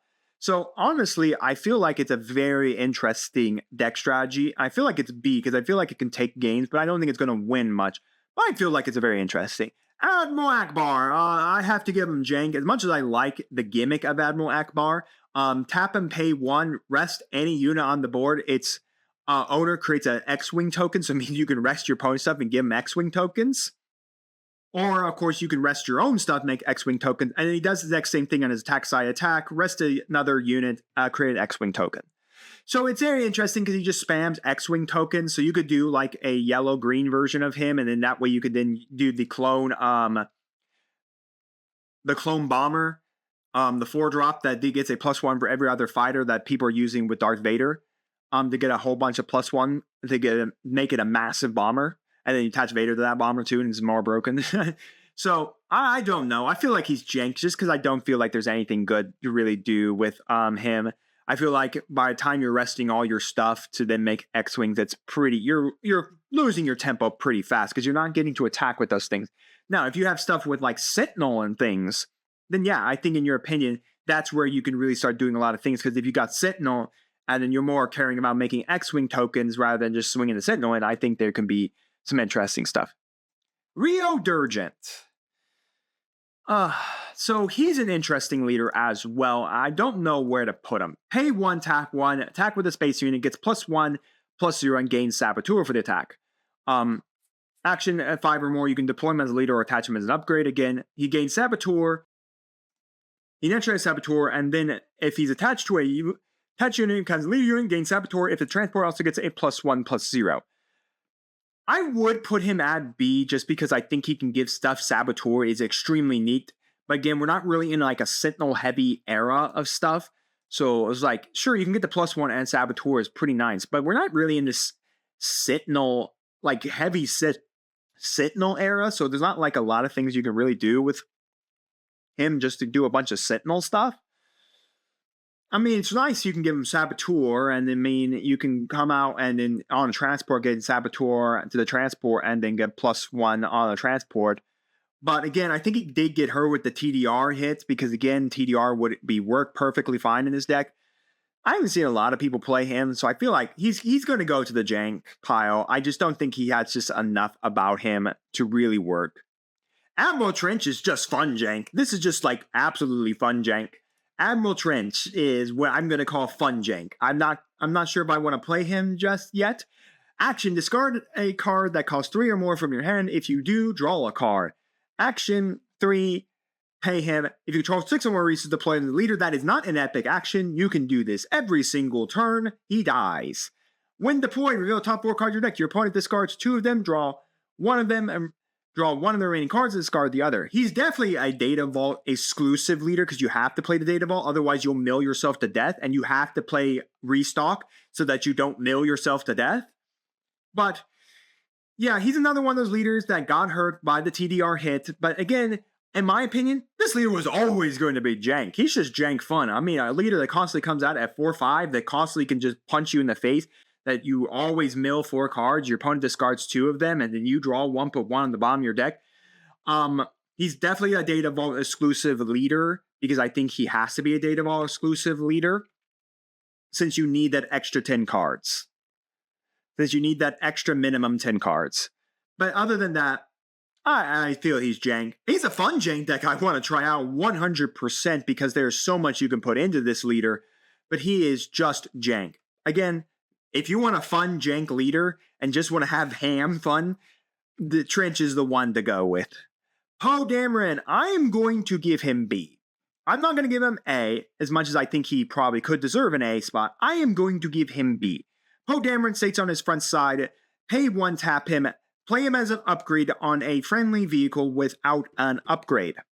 So basically, he constantly comes out as an upgrade on a vehicle. Any vehicle, as long as it does not have a pilot attached to it. Then he has an epic action where he comes out as a unit. That is it. He does not have an epic action to come out as a upgrade. He upgrades constantly on his front side.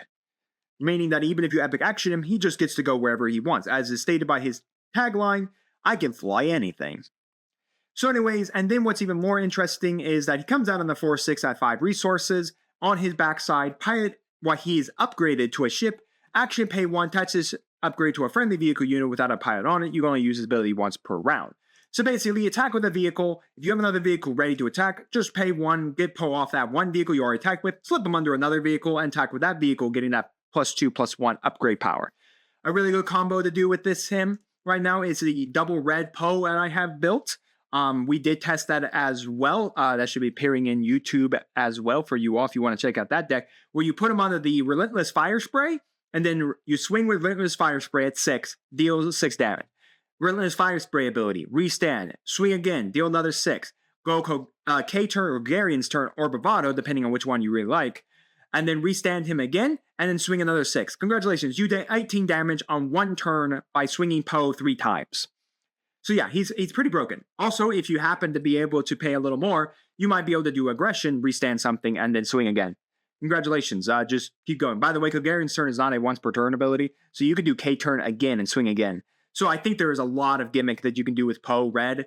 I tried Poe ECL. I really do want to bring it up to the channel, show you all Poe ECL, but I think, honestly, I had a lot more fun with Poe Red just because I think it's hyper aggressive. But I can't put him in the A slot. I think he does fall to the fact that he needs vehicles up on the board to do things. Luke Skywalker, I'm going to give B. I have played Luke ECL. I have not played Luke Tarkentown. Someone actually does play Luke Tarkentown. Luke, in my opinion, is a little overhyped. People think he's going to be comparable to Sabine. I think Sabine just does ECL so much better than Luke. Basically, these two are kind of similar in their build state. Besides, Luke is way more fighter heavy than Sabine.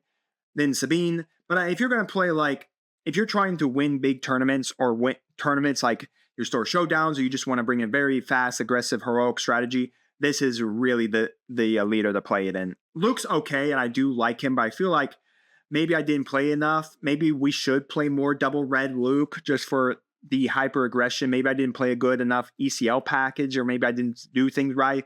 I feel like he didn't do so well. I'm still going to give him a B slot because I think he's really good. Because if you attach him to red 5, he's broken on red 5. Because then when red 5 swings, you get Luke's ability first to deal 3 damage. And then because then red 5 states you can deal another 2 damage to a damaged unit. Then you can deal that 2 damage to that. And then kill a bunch of things off all over the board state. So pretty nasty. And then if you K-turn him or Bravado him, or do anything that gets them to restand, like aggression, I think there's a lot of stuff you can do with this leader. I'm going to give him B. I can't give him A or anything like that, but I think, honestly, again, Sabine is just so much better than him. Major Von Reg, I will also give B. I think this leader is also a really good, aggressive villainy leader, but the one problem with Major Von Reg, he is so easy to know what he's doing. Major Von Reg states action on his front side, play a vehicle unit from your hand, paying its cost. If you do give another unit +1/+0 with a phase. He deploys the leader on as an upgrade on 4 or as a leader. He doesn't do anything as a leader. What he does on a vehicle is more important. Attached unit is a leader unit. Gains on attack. Give another unit in this arena +1 and +0 with the phase. He is the most telltale leader in the world. Because usually you go Major Von Reg's TIE Fighter or his Interceptor, and that immediately just tells your opponent, oh, hey, look, I'm going to attach Major Von Reg next to my guy. I'm going to play TIE Phantom. Oh, look, I'm going to attach Major Von Reg on my 4 turn to my TIE Fighter. The problem with him is his tails are so telltale. If your opponent has the perfect way to counter you, they're just going to counter you. They're just going to remove Major Von Reg off the board, and that's it for Major Von Reg. He just goes right off the board, in my opinion. Whoop. So I think this leader should be in. I think I can still give him B because if your opponent doesn't have a way to stop your telltale signs of what you're about to do, then you can go ham, especially if you put him on a TIE Phantom. Then he's just disgusting on a TIE Phantom, thanks to TIE Phantom's natural ability of not being able to be damaged. So meaning your opponent's got to crash something big into the TIE Phantom to remove it. So, plus, not mentioning that he gives a +3/+3 as his upgrade ability. So, I give him that. He's just quite telltale signed to do it, to when he comes out. But yeah, really, really good leader in my opinion. He's just kind of like this telltale leader. Captain Phasma. I'm going to put Captain Phasma in B. I don't think she's jank yet. The First Order has some very interesting stuff it can do. I haven't tried it out, but I think Captain Phasma has some good First Order stuff. So, Captain Phasma, Action. Tapper. If you play the first order unit, this card deal 1 damage to an enemy base. So basically our whole stake is we're playing first order. And there are some really good first order cards like Kylo's TIE Interceptor, Kylo Ren from set 2, the legendary. On attack, if you played another first order card this phase, you may deal 1 damage to a unit. If you do, deal 1 damage to a base. So really, really good here.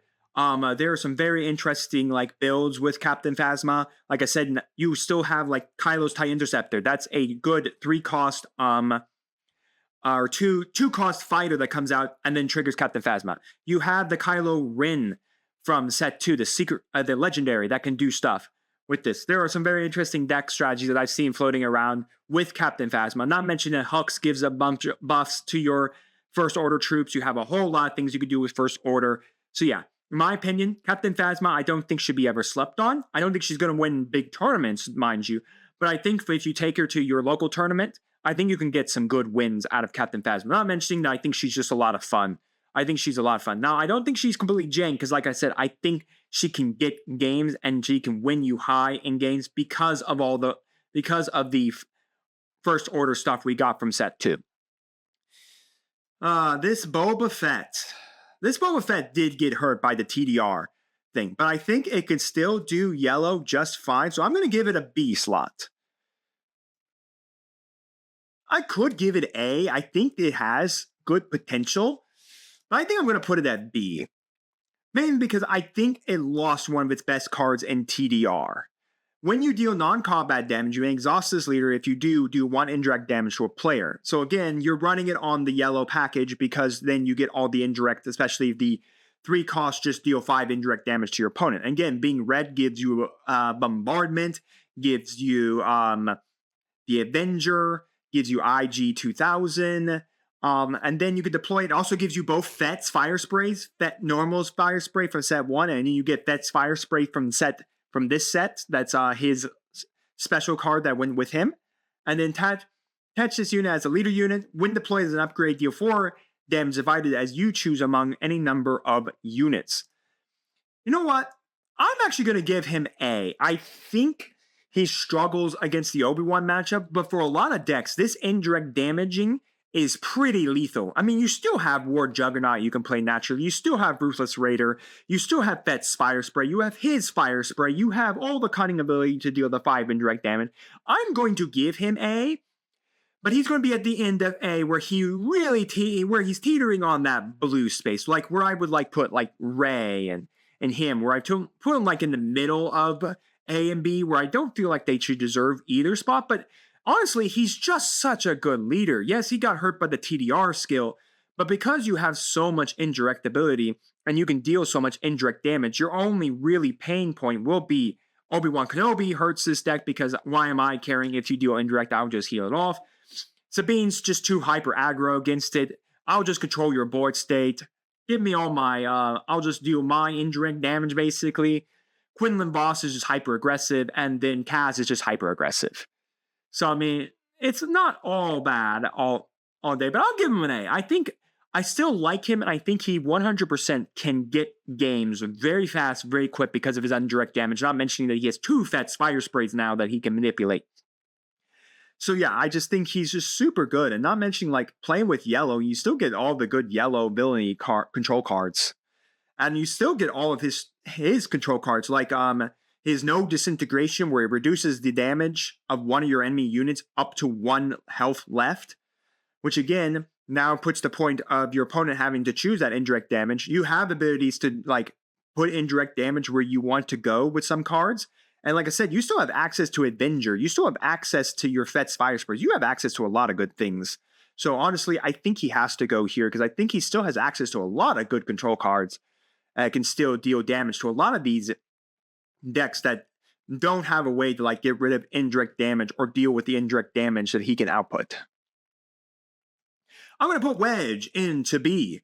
Wedge red seems to be the way to go. Wedge has like the most like potential to just spam pilots. Action. By play a card from your hand using piloting, it costs 1 less. He attaches to a vehicle at 3/4. That's always what you want to do. Again, otherwise he's a 3/6 that does nothing. You want his ability. Attached unit is a leader unit and gains on attack. The next pile card you play this phase gets cost 1 less. I think playing a wedge red that's hyper aggressive is a way to go. Again, you get Sabine's Master Pace here. You can do the Falcon here. You can, while you won't be able to play Han Solo like the yellow Han Solo, you can still actually pilot him on. You'll just have to, you reduce his cost by 1 for his piloting. I think he's 2 cunning and heroic. You'll just have to play the extra 2 for the out of aspect cunning, which then at that point you're 3. Then aspect, if you played Millennium Falcon a turn, and then next turn you pay 3 to put on Han Solo, swing with the Millennium Falcon onto something, smash it into something, deal combat damage for you, deal combat damage, it's pretty nice. And then you can just hook Wedge under that Millennium Falcon and make it even nastier. So yeah, I mean, I think Wedge Red has a strong potential. Sabine's TIE Fighter is just really good in here because then you can swap like pilots right into Sabine's TIE Fighter. You want to reduce the cost of using that Luke Skywalker, then go right ahead. You want to reduce the cost of doing a whole bunch of other things like BB-8, go right ahead. I mean, there's just a lot of stuff you can do with Wedge Red. I think he deserves a spot in B because I think he can just get games very easy with his aggression. Holdo, you gotta go to the jank, lady. To the jank. We've got a couple leaders in jank. Holdo she's something. Action, pay 1, give a resistance unit or a unit with resistance upgrade on it, +2/+2 for this phase. That's neat. Comes out for 6. You may give another resistance unit or a unit with resistance upgrade on it, +2/+2. Yeah, no, she's just not good. Sure, we have some really good resistance. We have the Poe pilot. We got Wegsley pilot. We have like the X-Wings. We got Poe Red himself. You have the bomber. But really, come on, folks. This is not a good card. Sure, at least you can say we can do the Holdo maneuver card, the light speed card that just smashes her whole name is after. But yeah, but other than that, I just really, really don't think this leader is all that good. I think she's like interesting, like fun, just to say, hey, I made a deck and played her once, but that's all you'd ever do. You just play her once and then you walk away, never to play her again. Now maybe we'll get lucky and some more resistance stuff will come out and maybe we get a chance to do something more with her. Other than that, she's just bad. She's bad. Darth Vader, I'm going to give him a B. So this is Fighter Swarm Vader, as I like to call him. Okay, so action, if you attack a non-token vehicle unit this phase, create a TIE Fighter token. You always are going to deploy him as a leader, as an upgrade. And when he's an upgrade to any vehicle, when upgrade as an upgrade, create 2 TIE Fighter tokens and just span the board with TIE Fighter. Sure, yes, we have scrambled the TIE Fighters. This is also another one to do with the clone bomber, or the clone cohort 4-drop bomber. It's the Y-wing looking one. I forget what it's actually called. That gets a +1 for every other fighter on the board. This is also another really good deck that you can play with the Vulture Swarm. You have Victor Leader that can +1 all your stuff that's in the sky, which I forgot that Gideon Hask can use that too. So maybe Gideon Hask might be a little better. But honestly, I think if you're going to play someone who wants to swarm Vulture droids, play Vader, because at least I can swarm with TIE Fighters next, rather than whatever he's doing. Okay, but yeah, I think Vader is a good B. Double Green Vader is pretty interesting as well. I don't think he's amazing. That's why he's not an A. But like for really fast hyper like punch in the face, how can you deal with all my little guys? I think he is definitely the leader of the punching. Not mentioning the funny part is because these leaders can attach to any vehicle.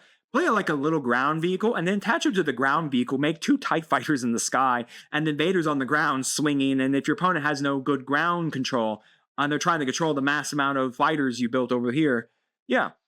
So yeah, I think he's a good B leader, because he can take gains, because if you get it right and he's Vulture Swarming, or in swarming your face, not mentioning if you can get it to work, scramble the TIE Fighters, nonetheless, I think it really is good. Piet. I think I'm going to put Piet in S. I think he has a strong potential to be a top tier contender deck because of how big his ships are. Piet states on his front side, tap 1, you can reduce the cost of a capital class vessel by 1. Typically on your turn 5, you can awaken him, and then you can reduce and then when he's awakened at 2/7, which again, he's squishy as Tarkin, reduce the capital class vessels by 2. Your whole stick in this deck is you are capital class vessel hell, meaning that you have some of the best capital class vessels in the game, because you can either play him as blue or as red. You have access to turbo laser salvo either way, where you can target all your guys in space and shoot down all your opponent's stuff on the ground, or maybe, for instance, if you're playing Vader Swarm, turbo laser to kill everything in space, because turbo laser salvo states that you choose a guy in your arena, and then you choose another arena, and then you deal damage from that guy onto the other, each individual fighter or each individual unit in that arena. So if your opponent's going really heavy ground, turbo laser, pick something big, capital class vessel, smash it, destroy everything on your opponent's ground. If they're going too spacey, choose one of your large crafts, and then punch everything, turbo laser everything off of there. If you're doing red, you have planetary bombardment. Because you'll be playing capital class vessels, you will be able to deal that 12 indirect damage that comes from him. And because a lot of decks don't have great ways to deal with capital class vessels, he can just start spamming all the big ships there. Not mentioning he's very strong at ramping. You have turbo laser salvo. If you play blue, super laser, the super laser guy, you have the super laser. If you're playing blue, which I think is going to be the common way to play him, you have Dr. Pershing. Dr. Pershing killed the super laser tech, puts him face down into your area. Then, because you'll be at 5, you can either awaken or keep him in there safe, tap him, and then you can play resupply carrier and get yourself yet another marker in there. Especially if you've already also used, say, resupply, then you're up even more. Then you can do like executors at 11 and reduce them down to 9. You can do Avengers in this deck if you're doing blue. You can do the set to Kylo's personal Star Destroyer, whatever that one name, where you can just capture stuff. You can do Annihilator, which is completely devastating, because Annihilator, if you don't know, you select the unit on the board, you kill it, and then your opponent has to discard from their hand and their deck everybody with that same name. So if you name Devastator and your opponent's playing red-green, they have to get rid of every single one of their Devastators, the green Devastators. And because the red Devastator is the same name, you have to get rid of all the red Devastators.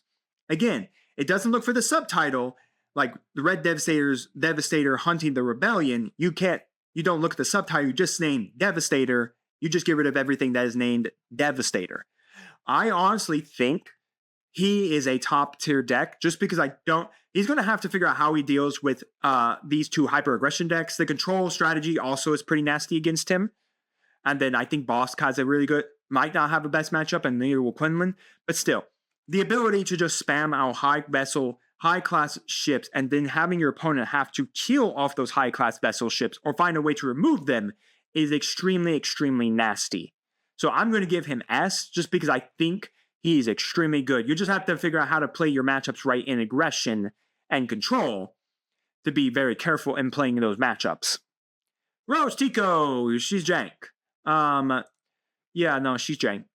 So action, heal 2 damage from a vehicle unit that attacked this phase, and then back on attack, you may heal 2 damage from a vehicle unit. Yeah, that's neat. If you want to play a heal strategy, Obi-Wan's just the much better heal strategy, because I can heal everything. I don't have to heal all my vehicles. But yeah, she's jank.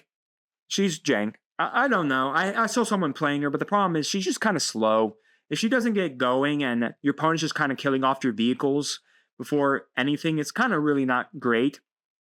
Yeah, it's okay if you deal damage to your own vehicle and then heal it. That way, like, indirect damage and then attacks, and then you can heal it off with Rose, which is pretty nice. But the problem is, it's not good. She'll just lose out to some of these better strategies that can kill vehicles extremely easy or outpace her in play. So I'm going to give her jank. I think I might build her and take her one day just to try her out, but that's probably really about it. Lando Calrissian. I think he's unique, what he can do. He's jank, by the way. He's going in jank. Pay 1, tap him, play a unit from your hand, paying its cost. If you do, you control a ground unit and a space unit, give a shield token to a unit. 7 or less, you just flip him over. Again, sure, he has Sentinel on his front side, so at least he can stand on the ground and be a Sentinel. And then if he attaches to a unit, he gives it Sentinel, and then play doesn't upgrade, you may give a shield token to a unit in a different arena. Yeah, no, he's jank. He's jank. But I think he's a really unique jank. I would like to play around with him, build a deck, see what strategies I can build out of Mr. Lando Calrissian. but he's jank. That's it. He's just jank. He's interesting jank. He'd be like a little fun, like he's like one like Trench where it's like, oh, I'm gonna try this just for the fun of it. Like Rose and like Holdo, I do once and say I did it. Yay for me. Grand Admiral Thrawn gets to go to A. This leader, I think, has very strong potential. I could put him up into S, but I'm going to actually put him down here at A. I'm going to put him next to this Maul. I think he has super strong potential, especially in red. Grand Admiral Thrawn, or this Thrawn, states on it that when you use a when defeated ability, you can tap him and do the ability again. And then he does the exact same thing when he's awakened. He just basically, if a when defeated ability is triggered, you just get to use that ability again. You can only use this ability once per round, much like his exhaustion. So why I think he's so good is because we have so many cards that when defeated do such good things. I saw someone playing a very interesting red strategy where they would exploit like Battle Droid Escort, trigger the Battle Droid Escort twice to create 2 more Battle Droids, and then bring out like a 𝐒𝐍𝐍𝐄𝐄 Ventress or like Count Dooku. And not mention you got the Chimera in this deck where you can just target someone's when defeated skill and then trigger it so that way you can use it. He is potentially one of those leaders that's very strong because of his when defeated skills. Not mentioning that he has a really good strategy with like Dr. Krennic, where Dr. Krennic can come out for 2, shielded, and then all your when defeated guys get to reduce by 1. So now you have all of these when defeated characters that come out for 1 less H, for 1 less cost, and now you can just spam the board with all this when defeated stuff. So yeah, I think I think 100% Thrawn is a really strong A archetype because he has so much control in his blue as blue villainy, and because you can do so many when defeated skills, you can do a whole lot of stuff with this leader. And I think red does it best because then you get planetary bombardment because you'll have that Chimera up, or you can even do the Avenger, which I think is pretty neat as well. So I'm giving him an A slot because I think this is a really, really good control leader right now. I think Iden's just a little bit better because of the way Iden can be built around, but I think these 2 leaders could be interchangeable to Iden being an A leader to Thrawn being an S leader. And then finally, a 𝐒𝐍𝐍𝐄𝐄 Ventress. Yeah, she's got to go in the jank, folks. She's just not good. Deal 1 damage to a friendly unit. If you do deal 1 damage to an enemy unit in the same arena, she awakens at 6 as she attaches, and then she gains grit on her front side. Attached unit, she gains grit on both sides, by the way. Attached unit is a leader unit, gains grit on attack. You may deal 1 damage to a friendly unit. If you deal 1 damage to an enemy unit in the same arena. So basically, you're just kind of building around the grit archetype. So a bunch of stuff that gains grit, like the Banshee, you can do the Oppressor Tank, stuff that has the ability to gain grit, you would be doing it. So that's basically really about it. She's just not good. Again, blue villainy, there's like so many better leaders like in the villainy section, and just throw a blue base under them and congratulations, you can do so much better things with it. But yeah, there is our tier list. Yes, ranked tiers are some of the best decks in my opinion. Again, this is my opinion. You guys can let me know down in the comments your opinions on leaders. As a reminder, this is not about PQs. This is not about Galactic Championships. This is not about the sector qualifier. This is if you're going to take this leader to your local scene, how goated are they in the local scene? Some leaders might be more goated than others. Maybe some leaders will win a lot more. Maybe you never know. Like maybe a Tarkin will claim a win. I still think that means he's just jank because maybe that day you got very lucky with your draws. As again, S means automatically goated. These guys have the best win rates against your opponent. A means that you might have to go into game 3, but you'll get those games. You might end at X1, but you ended X1 through tough matchups. B, you might go X2, maybe you get top 3, anything like that, but your opponent needs to respect these leaders. Jank leaders, just go have fun. Build them, take them, just go have some fun. And then suspended leaders, never bring them to Premier play. But if you want to play some Twin Suns, these leaders are pretty good in Twin Suns. But yeah, so that is pretty much it, folks. Let me know down in the comments your thoughts. We could see a lot of leaders, I think, from set 2 kind of went in jank because they just weren't really good. A good chunk of leaders in set 3 went to jank because they were good. And a lot of leaders went to, from set 4, went to jank. Not many leaders from set 1 really went into jank. I mean, there was always a good chunk of leaders that went to jank. So, I mean, we had a good variety of leaders. I just think S rank right now, I think there's really the only leaders that like can take the potential. I feel like Thrawn's one of the only ones I feel can come up here, and I feel Maul might be able to come up here. Who knows? I think Maul has a great chance, especially with the Maul starter deck coming in set 5, to really start ramping up and being a lethal threat. Especially because set 5 is going to cover everything Jedi and Force related, so all the Force leaders are probably going to be getting a massive buff with them all. But yeah, let me know your thoughts down in the comments on the leaders. Who do you think I messed up? Who do you think should have been higher? Who do you think should have been lower? What leaders are your favorite leaders? What jank leaders do you like just to bring a lot of and just have ham fun with? I think like Gideon Hask, I really want to try actually a Vulture Swarm with Gideon Hask. I do want to bring Hondo just for the dumb stuff of it. And like I said, like Lando and Trench are like those decks I'll bring just because I think that it's absolutely funny just to bring. But yeah, let me know which leaders you like the best. What do you think these leaders will, and also let me know what you think of some of these leaders are going to stack up in, at least in BA and S. What do you think they're going to stack up with, when it comes time for the, PQs and stuff now that we're in a new format? Let me know all that down in the comments. I'm Warrior Comedy. Do make sure to like the video, subscribe to the channel, and ring the bell so you're notified when my videos go live for you. And we'll see you next time on Lawn Dragons TCG.